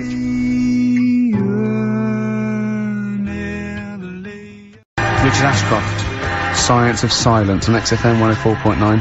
I love that. Yes, correct. He's one of my favourite artists now. I just think, he's so, I don't know why he's not ballistic. He's got everything. He's like one of our best rock stars. I'm Ricky Gervais. Hello there. You're Steve Merchant. I am indeed. Karl Pilkington over there. Big day today. Really? Yeah, for Karl. He hasn't been looking forward to it. He's been whinging in the week. A couple of things. He thinks he's overworked. He thinks he's overworked here, and he's stressed, and he's got to do DIY. MTV are coming in, right, to give him the chance of his a lifetime to do just a little screen test, and he's going, well, I'm not going to look good, am I? They're not going to have a why? He said, well, I've got a round head, and I'll be wearing headphones. And, he's not made an effort. He thinks, oh, they'll put him off. He said, they won't even press record. He's got a spot on his head. I mean, you know what I mean? Also, you're not looking forward to it. You're not excited about it. It's a great opportunity. Why is it a great opportunity? to get on MTV. No, but It's money for old rope. yeah, but look what's happened to people like Jeremy Speak, whatever his name is, and all Jeremy that. People- Spike, yeah. Yeah, and Yeah, slightly different. why is it? Well, See? you're making it in the industry, and you've got something to give. He happened to be around when they were filming an airport. Do you see the difference? All right, the other one then, who's on a boat. Same thing, although at least she had a skill. She had a skill, you know. She can sing, you know. Well, it's just I think it can all go wrong. Do you know what I mean? Well, of course it can. so considered in your little room moaning about nothing happening in the world. You know, he wanted to stop educating Ricky, because nothing had happened. He said, look what happened last week. I scoured the net, he said, all I found was a dog in a car wash, and a parrot and a vicar. Right? I'll tell you what, there ain't much more going on this week. Well, you're talking listen, me and Steve, yesterday, we took a day off to prove you wrong, and we've come up with 2 of the most incredible things I told you about, and they're amazing. So there are things out there, or is it but just go for truth. Go for truth and science and discovery. Fact is stranger than fiction. You don't have to revert to sort of like God and ghosts. I know, yeah. Do you know what I mean? But the funny thing is, you know, like, last couple of weeks I've been saying there's not much going on. Yeah. I found out when I was looking that there was a day in 1930, right? It was a Good Friday, there was no news, there was nothing going on, they had to put a music video on or something, on the telly, because there was nothing going on. Play a record. We're gonna play some classic tracks today. This is, Debaser. Pixies, Debaser. I was looking forward to playing that. Came and said, Karl, I'll play that. I was looking, he put it on, Lauren just called through and said we played that in the last half hour. Embarrassing. Yeah. So, what is the point of having a producer if he doesn't check things out? So, I mean, it's a good track. I mean, I'm sorry if you heard that twice in the last hour. Go on, so what I listen to everything all the time. I've been running around. I get in early on a Saturday. We got in about the same time as me. I went out and bought you some biscuits, so you're happy. I put the coffee on. Yeah. I've sorted what prizes we're going to give away. I've been running to the library getting you certain tracks. Yeah. I can't listen all the time. I'm doing my best. Oh, I'm not sure it's good enough, Tom. I mean, I'm worried when MTV come in, if they've heard this kind of shoddy production, they're gonna start to wonder what is it the same songs every 5 minutes anyway. Sorry, are you sort of overworked because you were on Zoe Ball's show talking? Oh, hello, what's going on here? Well, I was in he was exclusively on our show. No, I was in the car. I seem to remember, Rick, he was a nobody. Yeah. That got a chance to come on air and talk about that. And guess what he was getting auditions with MTV? Guess what he was talking about on Zoe's show? Oh, hello. All the jellyfish stuff and all that. About Can't believe it. Recycling material that you've done on this show. I phoned in, right, and I went, stop doing material as Zoe's boy. He just hung up on me. Well, I had a job to do. Who do you think you are? Your ego has just gone through the roof. Hang on a minute. What? I had a job to do in the week. They asked me to drive the desk for Zoe, right? They didn't say talk. Zoe, if she talks to you, you can't just ignore her. Yes, you can. Well, you Who can't. is she? Who does she think she is? You made a promise to us, a pact, that you were our kind of monkey. Yeah, what can I do? If someone takes time off, I've got to do it. It's my job. Yeah, but you don't have to talk, you don't have to use... You're the head of production. We've given you this special gig. This is like taking you out weekends. Yeah, exactly. You know, if we find out you're getting too much excitement in the week, we'll have to just calm it down. Well, get another little... Well, that's it now anyway. It was only last week. I feel like kind of sullied. I feel betrayed. It's like you were having an affair behind our back. Yeah. And you rumbled it. He was doing all the stuff. He was doing all this like, oh yeah, jellyfish and this, jellyfish Yeah, because she was asking. And I thought it was a good way of promoting this show, actually. Oh, did you mention the show? Yeah, I did at some point. Did you? What did you say? I just said, more about that on Saturday afternoons. So you talked twice? I only heard you talk once, so you're talking all the time? Well, about 5 times in the week. In the full week. 5 times. Deary me. And it was just stuff. You could never be a monk, could you? Chatting away all the time. Right, what have you got? I play ball as well, to be honest. I feel ball's slightly responsible for it. Yeah. She can't find her own, gibbon to get on the show. She can't find her own kind of, loser, then don't start stealing ours. Outrageous. Well, coming up, right, maybe we'll get Fatboy Slim in. Indeed. Next. Yeah. Saturday, if you're listening, Slim. Yeah. Come in on the show. What's his name? Ernie or something? What's his name? Norman. Oh, yeah. Right. Ernie! Yeah. Oh, that's great, Ernie Ball. Yeah. He wouldn't change his name. Ernie Cook, that's it, yeah. Right. That's great. Anyway, coming up today, we have got Educating Ricky. Right, yeah. Okay, is this the last one? You've promised it might be. I believe there's a book out that might help me with this feature, so we'll see how it goes. I was thinking of new features in the week. I've got, I wanted to come up with I wanted to do Celebrity Fact Club. Celebrity Fact Club, alright. I've just got to get some celebrities in first. Before we can kick that off, so maybe in the new year. Oh, Ball and maybe Cook. Zoe Ball, yeah. Ball and Cook, start off. Maybe, right. And I've also got, Cook and Ball stories. Yeah. That's nice. Good one. Cheers. Thanks, Karl. Yeah. Maybe you could sell that to Zoe's show. And, I'm also thinking Through the Ricky Hole. Through the Ricky Hole, okay. What's that? That's, I'm quite... No, you just got the title again, haven't you? Yeah. Okay, play record. So, Rockbusters coming up as well, right? Yeah. Wu-Tang Clan, Gravel Pit on XFM 104.9. We're playing some great music today. I wonder if we should maybe, you know, it's getting towards Christmas, to think about others. Should we dedicate the show to all the people in the world who maybe are less privileged and less fortunate than us? No. No? Okay. Have you to do the prizes for the prizes? Okay. Alright, so screw those who are less fortunate, is what TV's Ricky Gervais thinks. Rick, I know you're a big fan of the likes of Bryan Adams, Robert Palmer, Alien, Ant Farm, and obviously ZZ Top. Yeah. And so you'll be enjoying the best air guitar album in the world ever, Volume 2. Yeah, sure. Fantastic. Well, Volume 1 wasn't enough. There wasn't enough. Exactly. Again, we've seemed to be able to give one of these away every week. Are you just not sending these out? I mean, these are the same prizes we started this game with, I think, a couple of weeks back. Are you just not sending the prizes out? Yeah, but I want to give, like, more people a chance, because if 1 week they listen in and think, God, I wouldn't mind winning that. Sure. If you've got more copies of it, they'll go, well, I'll listen next week. Okay. Yeah. Brilliant. Yeah. So again, this is one of those, the best songs you've heard on an advert ever albums. Mainly mobile phones? Mainly mobile phone adverts, yeah, although there is the Smash Mouth one, which is used in the Ford Fiesta TV. Oh, yeah. Walking on the Sun. I forget what it is. The Smashing Pumpkins album that we've given away in the past again, obviously got a bulk order of those that can't shift them. Wild Weather, I don't know who's interested in this. This is a double box set VHS of different weather. That's amazing. Yeah, there's that is two amazing. cassette tapes there. It's presented by Donna McIntyre. It's a thrilling trip with the most exciting forces of our wild and turbulent world. So I'm right in saying it's a double VHS stuff like video set of different weather. Yes. Brilliant. Yeah, no, it's got, I mean, it includes the fastest winds, the hottest desert, and the biggest rain machine on the planet. That's on there, I think you have to... God. I wonder if I hope they're bringing out another box set, Soil.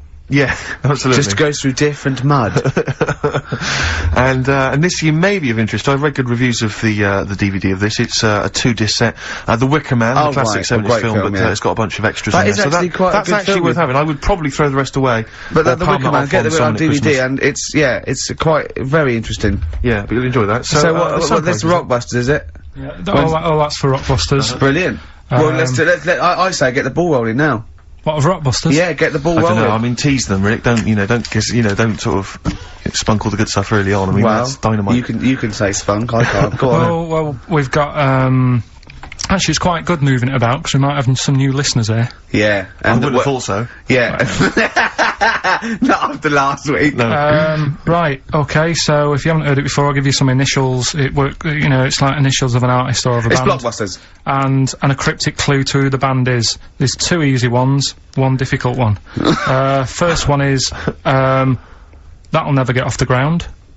Right. Yeah? That'll Never Get Off the Ground? That'll Never Get Off the Ground is the clue. Not LZ. The initials are LZ. You are joking.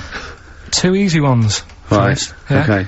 Right, and then you've got, that woman's got her husband's gloves and a pair of her own. Right? Say it again. That woman has got a pair of her husband's gloves and she's got a pair of her own. That's HH.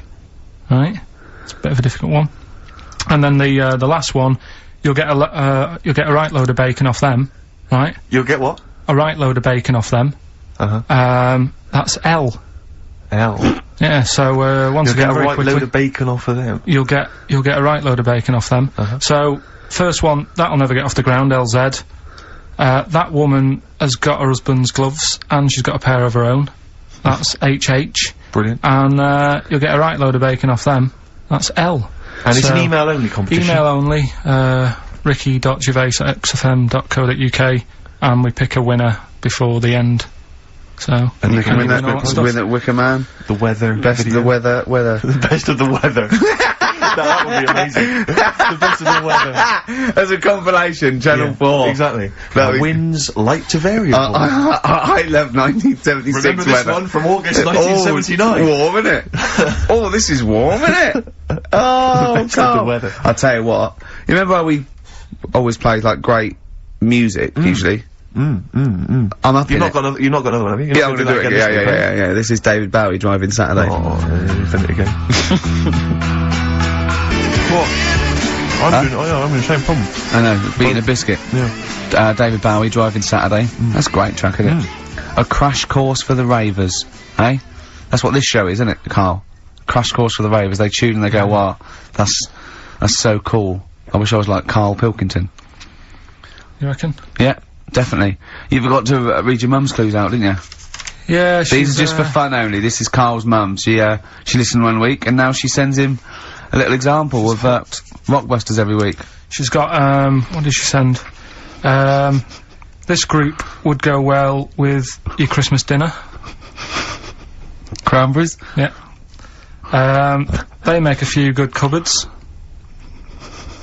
They make a few good cupboards? Yeah. The carpenters. Carpenters. I was thinking of EMF. What else? I was thinking B&Q. The B&Qs. This group thinks of lots of things. This group thinks of lots of things. Yeah. Go on. Imagination.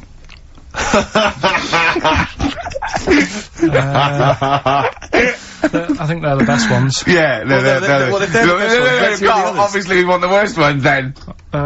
Here's one more. She'd really like Blackpool. She'd really like Blackpool.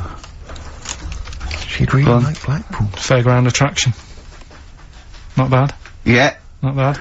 Right, so, there's, does she write anything else in the letter? Or does she just send them, like, scrawled on the back of, you know, I don't know, a till receipt? She did with the first one, now it's just the Rockbusters. Right. So, really? She doesn't bother asking how you are, or... Well, I speak to her in a week. Right. On the phone, so it What kind of conversations would you have, then, with your What do you say? stuff? Do you moan about how overworked you are and stuff to her?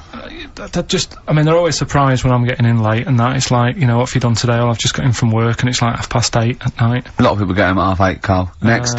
You know, just saying how's the flat going. I was asking my dad some DIY tips the other day. You know, usual sort of stuff you talk with your mum and dad, really. Yeah. Talking about the bisons with them. I was watching, did you watch The Mammals in the week? Oh, David Attenborough? No. I was thinking, actually, right, all this MTV stuff, if there's one reason why I'd like to do it, is I was watching Attenborough, the Mammals programme. I reckon I could do something like that. Right. And just have like me, instead of Attenborough, like a young, sort of fresh person. Yeah. Watching, like, certain animals and saying, do we need these? Do you know what I mean? Yeah. Oh, God! What's going to be Death on Earth? Well, that's amazing! Do we need these? No, because there's loads of stuff. And the audience at home would vote, would there be some kind of telephone like a vote out system. Oh, the thing is like, it's something interesting that Attenborough was saying the other night on, Do we need these? On Jonathan Ross's show, on his telly show, right? He was saying, he said, you could take all the humans off the Earth and it would carry on. But take, like, some animals off it, mammals and that, you got problems on your hands. I thought that was quite interesting. Yeah. So it's like, the question is, do we need these? Is that part of the big thing? Right. Like jellyfish. Yeah. We've talked about jellyfish. Yeah. Yeah. So which mammals in particular were You talked about that on Zoe Ball show, haven't you? Hey? Which mammals, were you thinking we don't need when you watched the show the other night?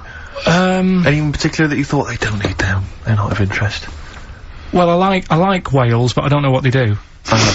And they're taking up quite a lot of room. Sure. But stuff like... But like, jellyfish, I looked into because... Yeah, you know, well, I was talking about them, and they were saying they've got no eyes, no heart, there's something like 97% water. Yeah. They're blind, and they do about 33 miles a day.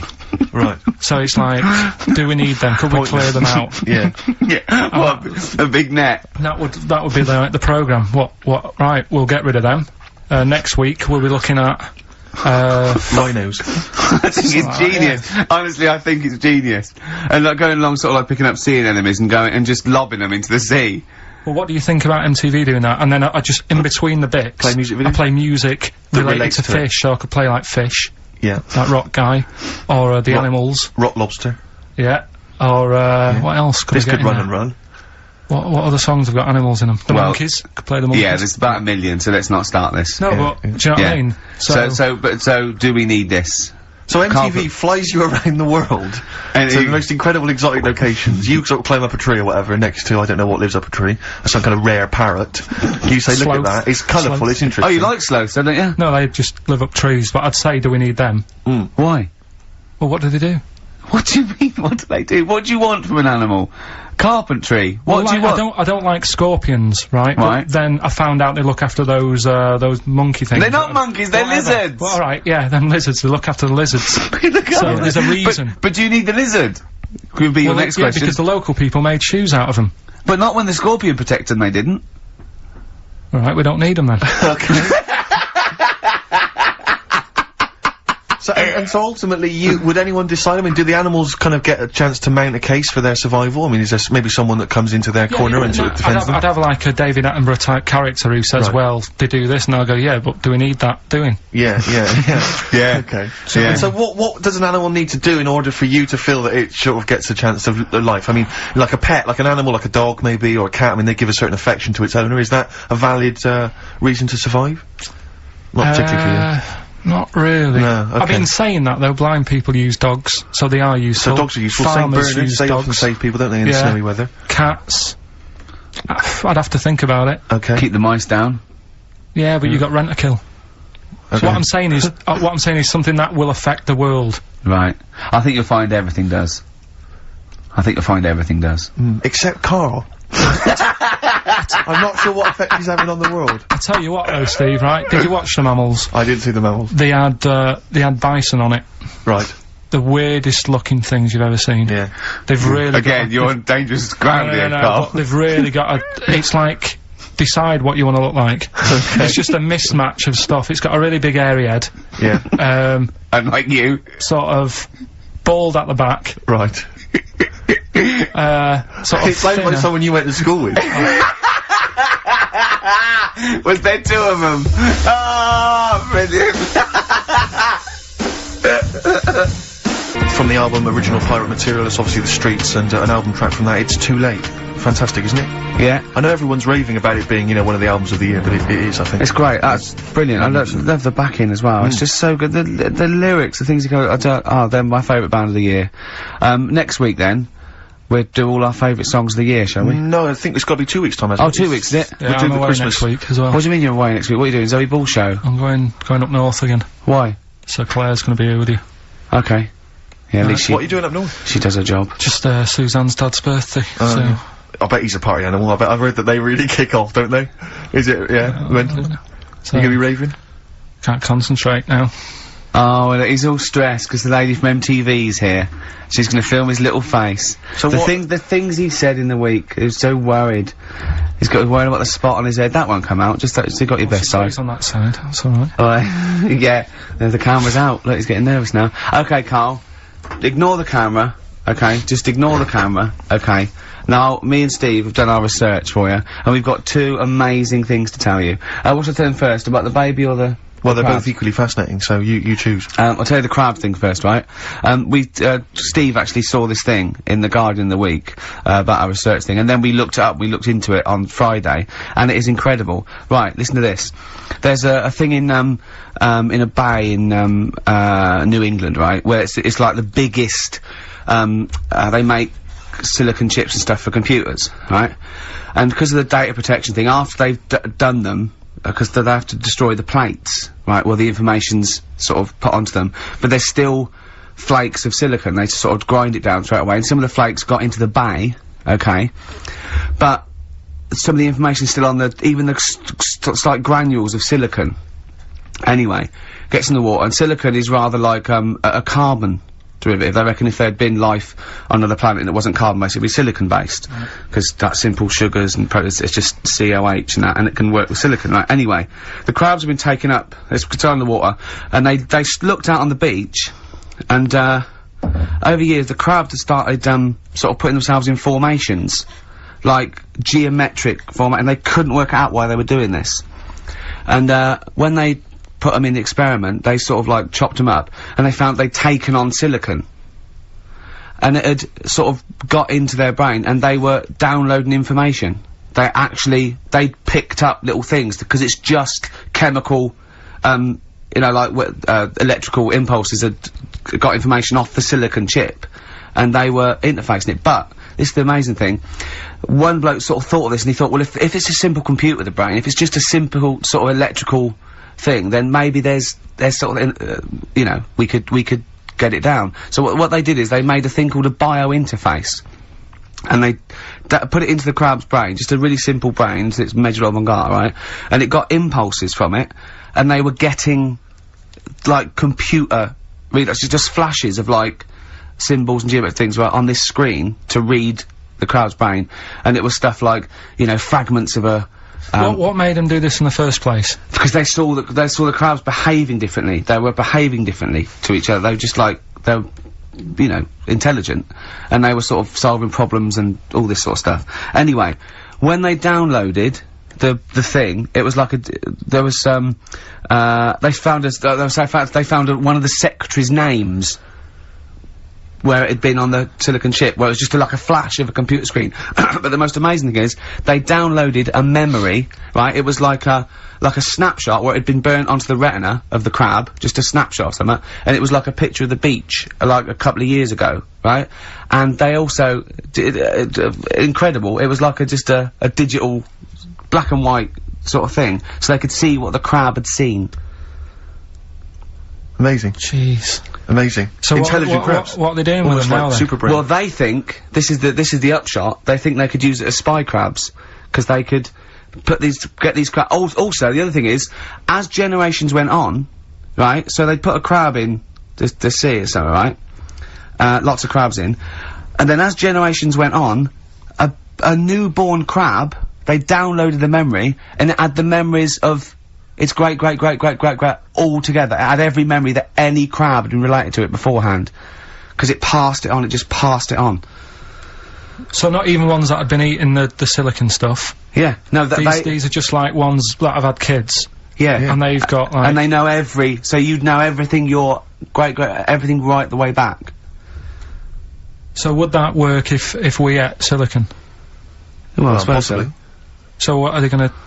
Well, they can use them for all sorts of things, though. I mean, that's what's incredible. I mean, I don't know how you would train it particularly. I don't know, it'd be quite tricky to train, but I'm assuming if they can do it that way, then presumably they can give it like certain silicon information, which they can then plant in it, if you like, within its sort of food. Also, if you could get them onto enemy beaches, you'd have like 1,000 digital cameras just sneaking around. You could get, like, you know, Osama bin Laden or someone just crawling around. They don't understand the information they've got. No, they don't know they're doing it. They just download memories. So that's the thing. So it's not like you could torture them and they wouldn't be able to sort of give you the information, because they wouldn't know what information they had, because they're just the first crab they downloaded, they just kept seeing the same picture of a big crab feeding it, which they... Really? Yeah. Wow.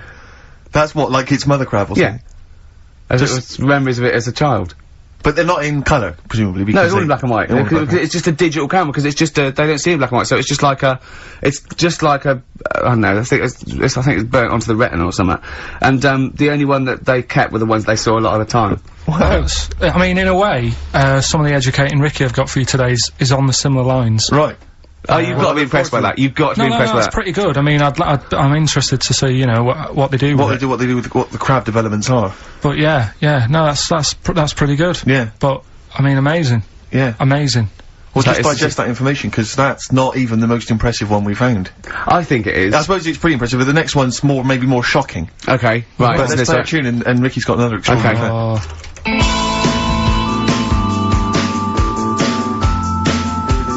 The Cure, Love Song, classic, on XFM. So that's the crab that you can download their memories.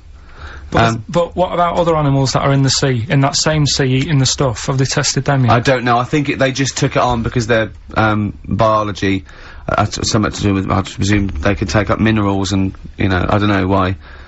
I don't know. But anyway, next one, it's just on the horizons, a bodybuilder, yeah? This is freaky. Married another bodybuilder, right, and they're pregnant. And, they had these tests, and the baby was very large, but it was causing it pain, right, in the thing, right? And it's almost bizarre, and like... Yeah, after the female woke up, pregnant, after 7 months, and the baby... was walking around? No, it forced its way out of the vagina. Oh, no way. Yeah, it forced its way out, and it was because it almost had, like, super strength, like... And it was pulling her along by the umbilical cord, and that, and it was a stone. Extraordinary. That's freaky. I mean, you talk about freaky stuff. That's made up. What? It wasn't pulling her along. Well, no, it was she could feel it. Exactly. And it was, do you know what I mean? Like, just went, and just sort of squeezed its way got out, because it was ready. Because all the hormones because it thought it was ready. Oh, God. Imagine that. Just waking up and finding that in the bottom of the bed.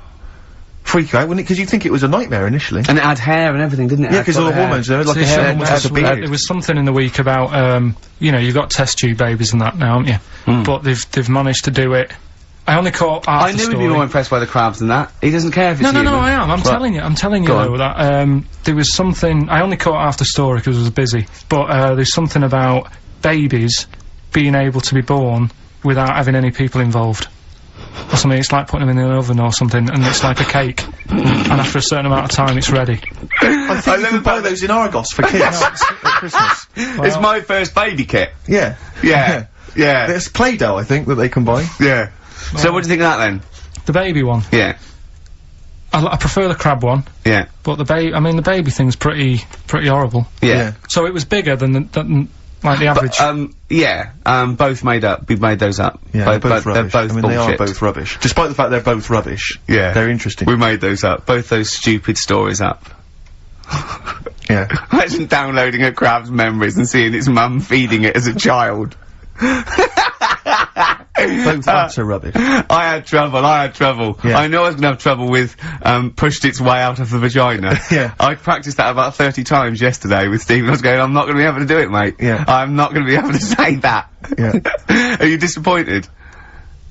A little bit. I mean, the baby one's a bit sort of out there. Yeah. I wasn't really having that one. No. But the crab one, See, now, what's interesting, I think, is a useful experiment, Carl. I don't know what it's taught you about yourself. But would you say that that's revealed to you a certain thing? I don't know, maybe that you're a bit gullible. I mean, you know, what I'm saying is maybe you shouldn't accept or swallow your hook, line and sinker everything you read on the web. Do you not think maybe a valuable lesson I feel bad because I said to Steve, he won't be annoyed that we conned him, he'd be annoyed that they're actually not true. You'd love that crab thing to be true, wouldn't you? It wouldn't surprise me if it did happen one day. Sure. Yeah. So, and then he's laughing. And it's, in the break, when I said about the crabs, you went, well, I'm keeping them then. Yeah. Yeah. Right, well, I know what you're getting at. with the educating Ricky, but, you know. Let's see. You've got, 3 titles. Yeah. That I tease you with, different stories. You take your pick and I teach you something. That did happen. That's a little bit of venom. Yeah, go on. First one is, don't rub it too hard, you'll get a rasher. I bet that's bacon related, knowing you. You've got enough is anus. Say that again. Enough is anus. Enough is enough. Well. But it's changed to enough is an anus. Yeah. And you've got, yeah. You've also got, will it be a bloke? Oh no. Will it like a bloke or a woman? What? Will it like a bloke or a woman? Will it? Yeah. Will it like a bloke or a woman?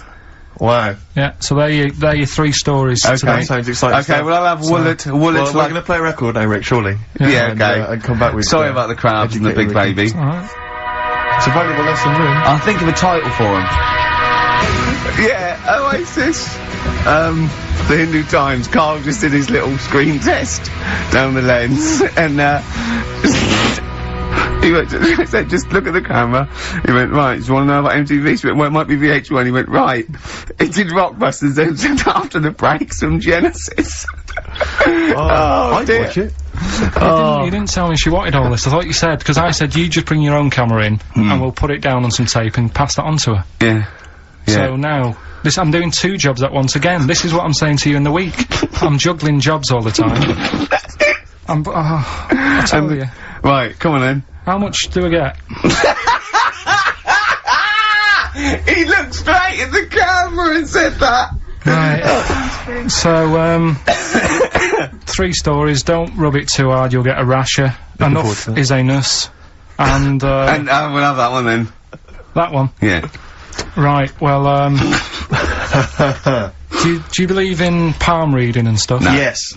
Sorry, yes. Yep. Yeah, of course. Sorry, I forgot. Yes, of course we do. Right, well, there's a fella who, he used to do palm reading. Oh, yeah. But a lot of people, he found that when he went up to him in the street and said, do you want your palm reading? He was like, a lot of them were like, you know, oh, you know, I'm a bit ashamed of my nails and stuff, because they're a labourer or they're a cleaner, or something like that. I know a lot of labourers are slightly embarrassed by their nails. Yeah. No, but... Yeah. So he found Look at my bloody hands, Reg. Well... That's that hod carrying. Did I ever tell you that? Did I ever tell you that I got picked at school to make tea and serve biscuits to old people because I've got good nails? No, go on. Is there any more to the story? Well, that's about it. I mean, we used to do, like, I think the head teacher must have been getting something, maybe getting his mam in there for free or something in this old people's home. So, he offered the kids of the school, he said, right, all sit at your desk and put your hands on the table. And everyone did. And he walked past mine and he said, not bad, not bad. Yeah. And he said, you've got the afternoon off, you can go and serve biscuits and tea to the old people. What did you say? I said, alright then. Was good. that? Yeah. Good afternoon. But anyway, so these... Yeah, what did you do? He just sort of walked around and went, you alright, do you want bourbons or digest? I bet you get on with old people, wouldn't you? I'd love to see, maybe... Especially the senile ones. Yeah, no, but I'd love to see you on VH1, just in a link, they just go, you know, they've just played, Robert Palmer, right, and it comes to you in a little park, and you just sit next to an old lady, go, alright, and you go, yeah, not too bad, you go, what do you think of London? Crap, innit? And she goes, yeah, it's awful, innit? And you just have a talk, and you go, alright, well, she doesn't like it, in excess. Yeah. That's what I'd like to see. I still think my idea is better, but... So what are you going for then? Oh, you've picked one, haven't you? Yeah, so this fella... So there's palmists going around the streets. Yeah, he's going round and randomly trying to give palm readings. They're losing money. Hand over fist. Yeah. Alright. So, they said, what he's done, he's reading people's, bottoms now. Sorry, whoa, you just, I didn't quite follow that. He was a palm reader, that wasn't making money, so now he's going up to people in the street and saying, can I see your arse? Basically, yeah. So from being a palmist to an arsonist? Well, they just, that's what he does. He said the same sort of lines and that you get on your hand, you get them on your bottom, and, he can read them. Right. Yeah, he's not a pervert or anything, or making up as he goes along. No, that's it, that was that. So, sorry, if a man came up to you in the street and said, can I have a look at your arse? Can I read your arse? You'd drop your trousers, would you? No, if he went up to him and they said, oh, I'd rather you didn't, because I'm a labourer, I've got bad fingernails. No, that's why I've seen, that's what a lot of labourers, they're showing their cleavage, you think, but actually they're having their arse read. Absolutely. That's that's what it is. And then, right, so is that the end of the story? Yeah. But then because... That's it. Educating Ricky is, there's a bloke who reads arses. No, but you're then, a mentalist. But no, but what are you talking about? But then, do you know, like, now and again I come up with a little jokey line. Thought I'd make an effort today for VH1 or MTV. Yeah. Little line there. Don't worry, it won't last. It might just be a splash in the pan. Okay. Phil Collins next. Yes, let's play some Phil. Let's play some Phil. Oh, this is the best show. I mean, off air, obviously. I'm sure people at home aren't enjoying it as much as we are, but Karl, is continuing his, what do they call this? A screen test. Yeah, that was, let down by Radiohead. Karl, what are you thinking? What are you thinking? I just think it's not right, really, is it? I'm trying to do a job, whilst trying to get another job. Yeah, I mean? But a lot of your presenters are on MTV now. Yeah, but... all of them have got Zane in their name, but, you know... Yeah, it's not really right, is it?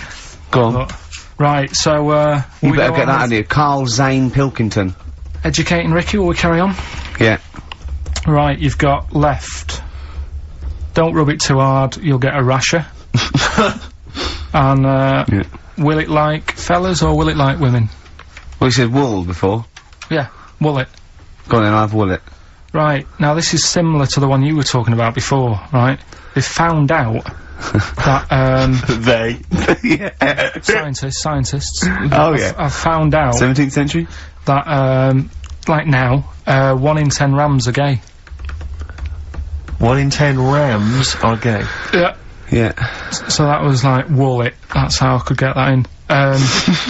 They got a load of gay and straight rams. Right. They worked out which were which first. They said, right, that bunch there is a gay bunch. They looked better, they just had more pride in their appearance. And the other ones you know, the straight ones, and then they gave them to this scientist and said, right, go on, do what you've got to do. And they took the brains out of all of them. Just to check. And, they did tests on the brain, and it worked out that they've got something smaller in the brain. The gay ones have got something in the brain that makes it smaller. And they said, right, well, that's probably how it's gonna work on males. On like, males and females and, like, humans. So you took from this that gays have smaller brains than straight people? No, there's something in the brain. Right, So if someone's saying, you know, oh, I'm a gay, or they're not sure or whatever, they will now be able to find out. So you can go to the doctor and to find out if you're straight or gay. Is there any gay in my brain? Let's have a look. You've got a little bit of a gay in you, yes, a little bit of gay in there. Yes, you've got the, you've got a little bent cell there. Well, that's why they did it, anyway. I don't understand how they could differentiate which were straight and which were gay to begin with, before they then gave it to the scientist. Wasn't that what the scientists figured out? How could they tell? There's one theory that it's genetically determined. There is one. There is a theory that's genetically determined, but I don't think it's as easy as pulling a sheep's brain apart and finding a little pink sort of like blob in there, and going, right, we've taken the guy out. Now he's going to go and shag some ewes. I don't think it's that straightforward. Although homosexuality does occur at a similar sort of rate in animals, I think. Yeah. Yeah. So you knew that, didn't you? So that's that one. I mean, I just like the idea of the farmer figuring out which is straight and gay. Well, that one's wearing quite a camp-looking neckerchief. So I'm thinking maybe he's gay. Is that? Yeah. I love the fact they can. That one's a big fan of Sophie Ellis-Bextor. Yeah. They put on ABBA and see which ones dance. Exactly. That's how they. Which one? Yeah. Put on like Barbara Streisand and see which ones sing along. That shit is rubbish. What did I find out? Did you just say that is rubbish? No, I found out other stuff in the week that didn't make the top 3. Wow. We haven't even had this must be mediocre stuff then. This must be really bad. Yeah. Well, or it might be dubious. Go on. There's a woman in Ireland. Who has been with a fella for 11 years. Yeah. She always saying to him, you know, when are we going to get married and that? And he's like, oh, we don't need to.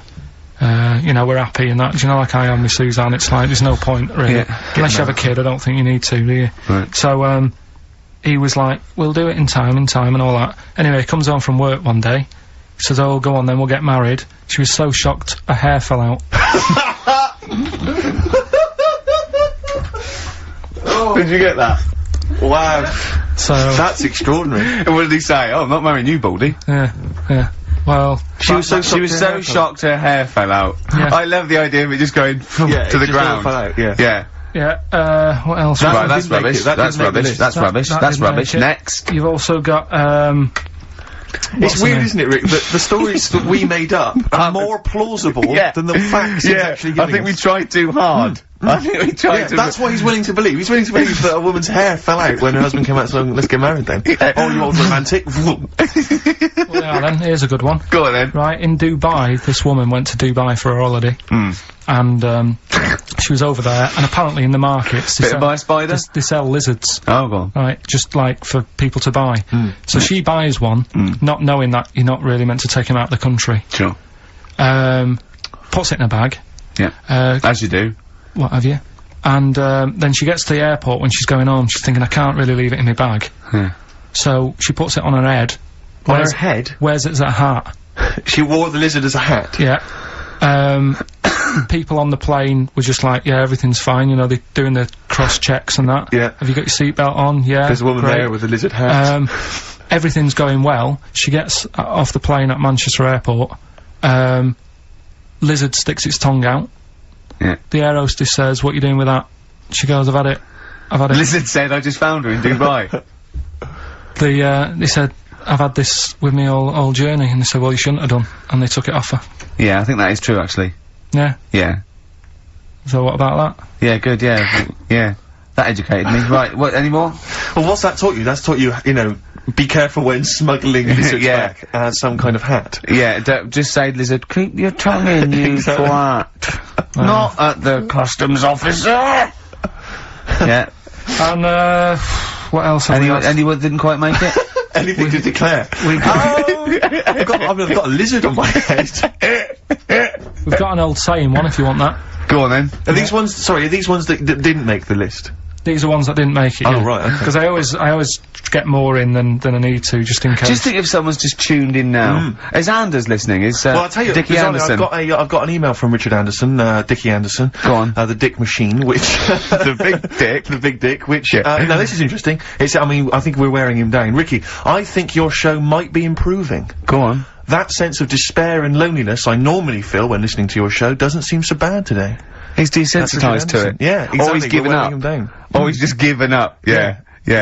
I mean, you listen to this long enough and your standards will drop. Let's play a tune, let's come back with some more Karl's, I don't want to use the word facts. No, he's got more screen testing now, the camera's ready for you. Yeah.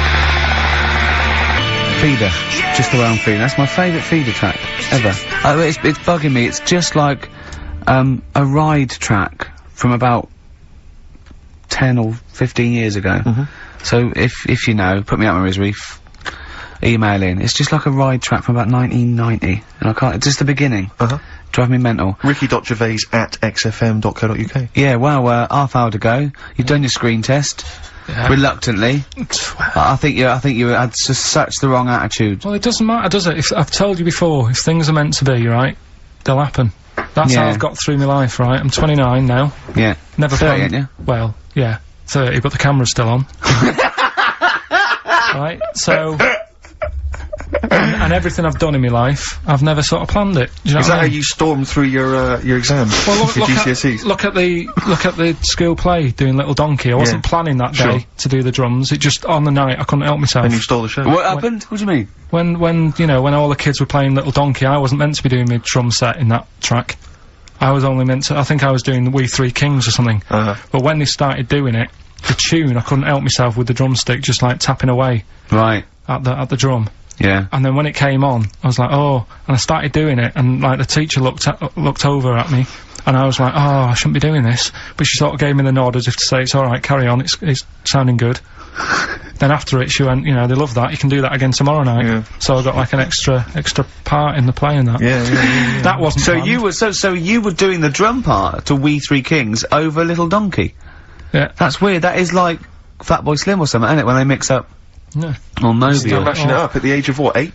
Yeah. And that's what I'm saying. And is that when someone was filming it and you could hear your dad on the camcorder going, he looks like a twat? That's the one, yeah. Oh. And that's why I don't want to be on the telly, because I'll always have my dad's sort of echoing voice just saying, he shouldn't be on there, he looks like a, what's it? So that's why I'm a bit sort of nervous about this today. Really? You think it's sort of quite Freudian in a way, sort of? Yeah. Your attitude is que sera, sera. Well, plus I haven't got the look. I'm not pretending, right, that I should be on the telly. What's wrong with your look for VH1? It's not right. It's not right. Jono was on VH1. Was he? Yes. So I'm going up against Jono? No.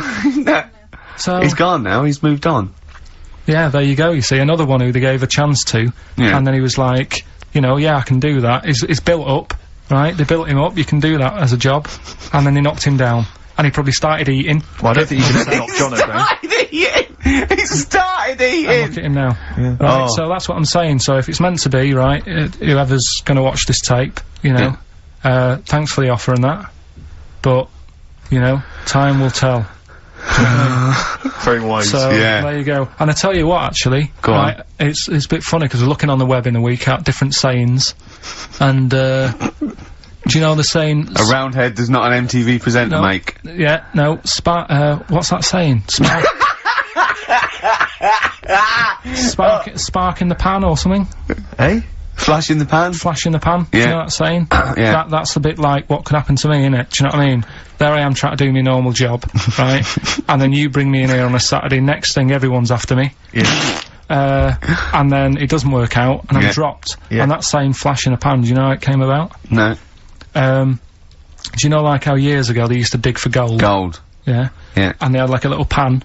Yeah. And they'd put the soil in, and they'd rub the soil. Yeah, and it shone in the sun. Now and again, it shone in the sun, and they get all excited, and we're like, oh, brilliant, some gold. And then they realised it was just the sun flashing in the pan. Yeah. And that's, do you know what I mean? Yeah. So again, that's a bit weird how I saw that saying in the week. Almost like a little thing saying, don't be getting carried away. Omen? So, well, makes you wonder. But anyway. Not really. So, tell you things that make you wonder. You saw Darren Brown. What did he do?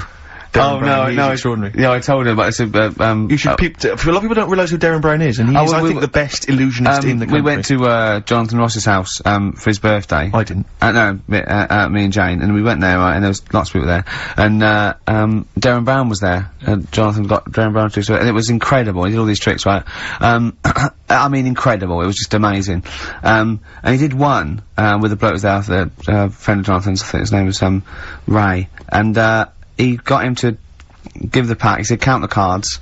And he counted out 52 cards. Yeah? He went, think of any card in that pack. He didn't touch it yet. He's counted 52. They were in his hand. He said, think of any card.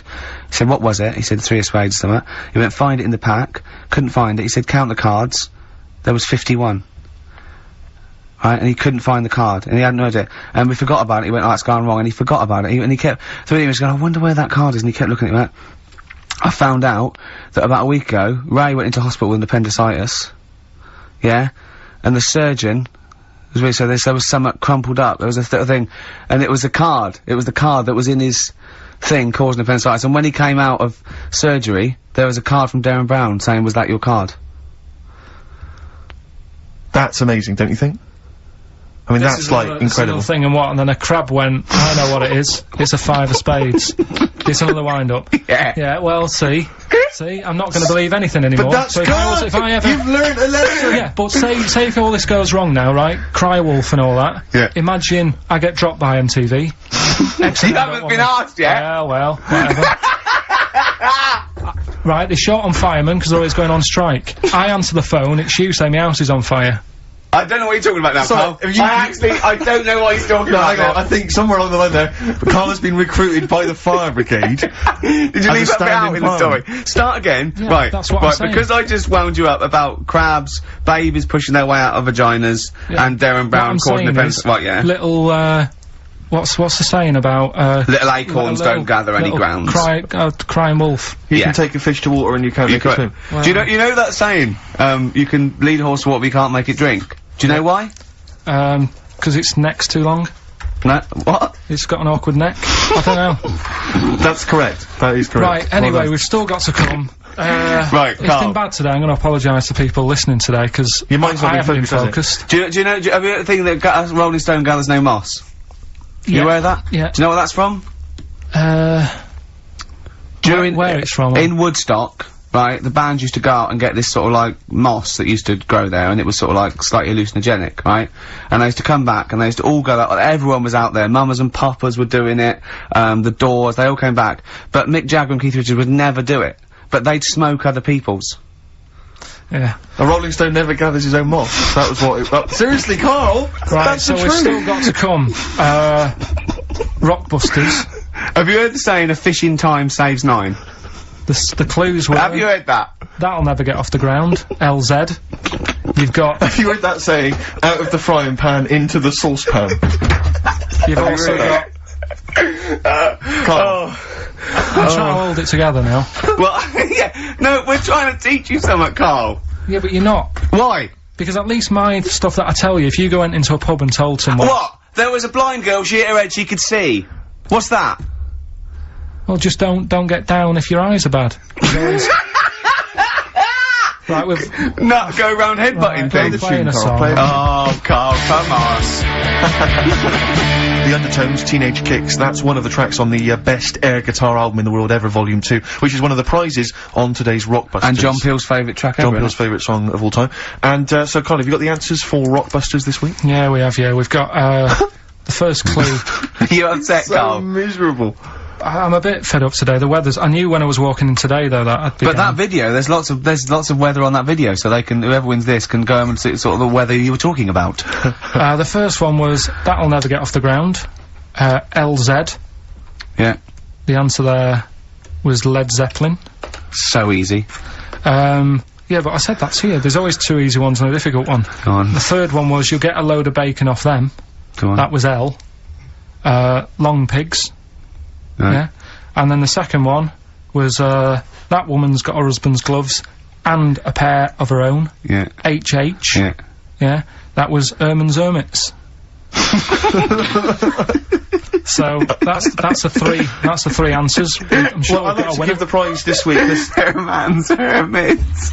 What? There's a lot of... Herman's Hermits. That is genius, Carl. That is genius. Oh, Herman's Hermits. So, There's so many people who are worthy of the prizes, obviously. Hermits. I'd quite like to give the prize this week to, Tom McGibbon. Just because I like his name. I don't know if I've pronounced that right, but Tom McGibbon. Yeah. I'd like to give that to No, him. you shouldn't laugh at Because he someone's lives name. in, he also lives in Bloxhall Road. I don't know why I find that. Tom McGibbon of Bloxhall Road. I don't know why. Well, you've made a mockery of, you made a monkey out of the man. For old Gibbo. Yeah. and he's asking that he's got a question there. What?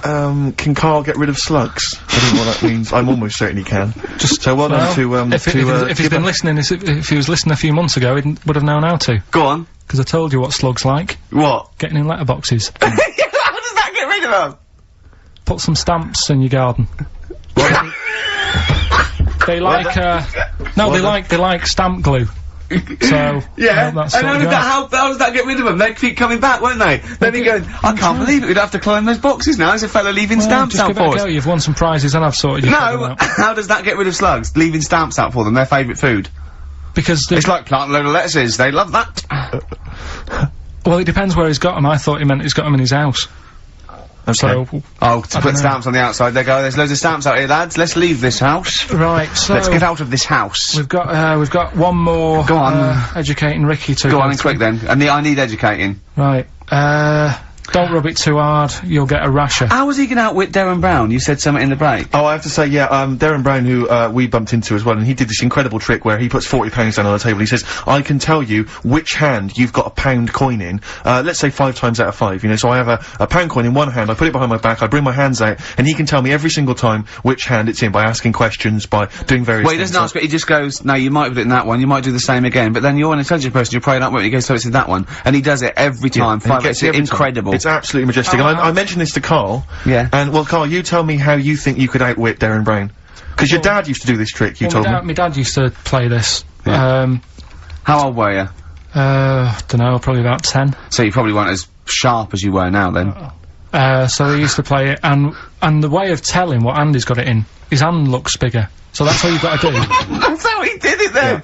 That's So how to catch Darren out, to catch It was a bit Darren different because he did it with golf balls, but But to catch Darren out, Karl told me, Rick, He did it with a spud! to catch Darren out, the hand which hasn't got the coin in, just make it slightly bigger.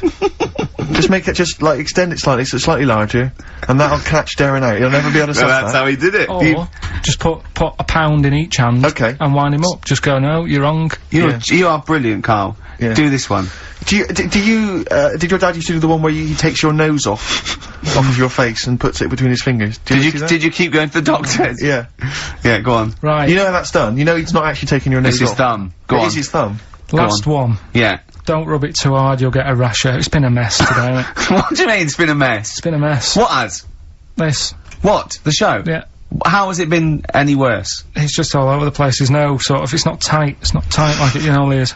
And she'll be going away with this, thinking that's what the show would be like. She listens On to the show. MTV. She knows it's a shambles every week. Go on. Well, don't rub it too hard, you'll get a rasher. Yeah. Do you know the saying, ham it up? Yeah, go on, yeah. Right, well, do you know what it means? Well, it means to overact. Right. Well, years ago, with actors in musicals and stuff, the actors used to look pretty ill on the stage because they didn't have proper makeup and that. Right. Right. So, what they used to do, to make themselves look Rub their face in pigs? well, they got bacon, rubbed it on the face, and it made the face a bit sticky because of all the, like, you know, the pig fat and bit of lard and stuff like that. And then they'd go and get some bricks. Bricks. Yeah, house bricks. Rub them together, make some sort of red dust from the brick, and then put the dust on the face. And the fat and the lard and that would make the dust stick to the face. And they'd look well under the lights. And that's where they're They'd saying... smell great as well. Yeah, well... Lovely. Everyone likes the smell of bacon. No, but, so that's the old, ham it up, that's where like that that. comes from. You know, if it's true, I've no reason to think that it's not. So that's your third Educating Ricky today. So, what have you learnt? Nothing. Absolutely sod all. You've got your hamming it up. Yeah. Rams are gay. They know which ones are gay now. Now! And, At last, thank God. The fella who can hand read, an arse. If you missed the rest of the show, what are you gonna make of that? Have you just tuned in? You are a maniac, Carl. So- And you've had your screen test. I reckon we'll be seeing you on MTV or VH1 in the near future. How much is it? How much? I mean, she can't answer. What do you reckon I'll get? Because you see, the annoying thing is, I've just bought a flat in London. Yeah. In central London. Yeah. MTV's in Camden. Yeah. I wouldn't have bought in central London if I'd have known I'd had to go there. That was to make my life easier so I could walk to work. So now I've got to go out of my way. So I need to cover that. To be truthful, I'm not sure that the MTV gig is a certainty. Yet. She's pretending she's not sure, but she can't wait to sign me up. Yeah. I reckon you maybe start off with a few little interstitials, just like, what do you think make of that, or Karl says, and, a few of them. I reckon you'll make a few grand. Why has it got to be music? Doesn't Why have to be can't it be? I think that idea on the animals is good. I can do film stuff. I can talk about films. Elephant Man. Love that. Go on then, do a film review, quickly. Right, well today, on, film review, we're doing, classic films, and today we're looking at, Elephant Man, John Merrick, one of his better pieces of work. It's a sad film. I've never really been able to watch it all the way through. Sorry, John Merrick's better piece of work was him being the Elephant Man, played by John Hurt. Yeah. Go on then. Sad film, when I was younger. Tell us a bit about it. What is it about? Who's John Merrick? It's about a fella who's got a funny head. Right, tell us this. And, he lives in, I think he lives in London, in like about the 1930s or something like that. And he's being picked on all the time and stuff. And, first time you watch it, you'll probably cry a bit. And then the second time you watch it, you're just sort of thinking, God, that would be bad. Sort of having a head like that being picked on all the time. Then the third time you watch it, you might think, how does he get his jumper on? Then, dunno, probably bored of it the fourth time. but it's well worth watching, so, Elephant Man, Brilliant. yeah, see it. Brilliant. I think if you want to get on TV, Karl, you'd be better as the subject of maybe like an omnibus documentary. Living with Karl. Or maybe one of those, appeals in Comic Relief. It doesn't all go to the people abroad, There's some people in this country that need our help. See you later. What is it? That's the Libertines, Time for Heroes. Oh, yeah. So, Karl, what a great day. Karl, he's done his, screen test. That's going back to, MTV now, to the big wigs to have a look at. Shouldn't mention wigs. We've had, Rockbusters. We've had, Educating Ricky. We had Educating Karl. Yeah. Yeah. And, Claire here next week, so. Yeah. But you'll be back for the big Christmas spectacular. Yeah, and that's that. I've not been happy today. Go on, why? If someone's listened for the first time today, it is normally better than this. It's not. No, it is. It is. I don't think it is. So, I really don't think it is. So that's that then. So I'll see you in 2 weeks. 2 weeks, yeah. Alright, enjoy yourself. Cheers. Best of luck with MTV. Alright, I'll see you later. Okay. See ya. Cheers. XFM.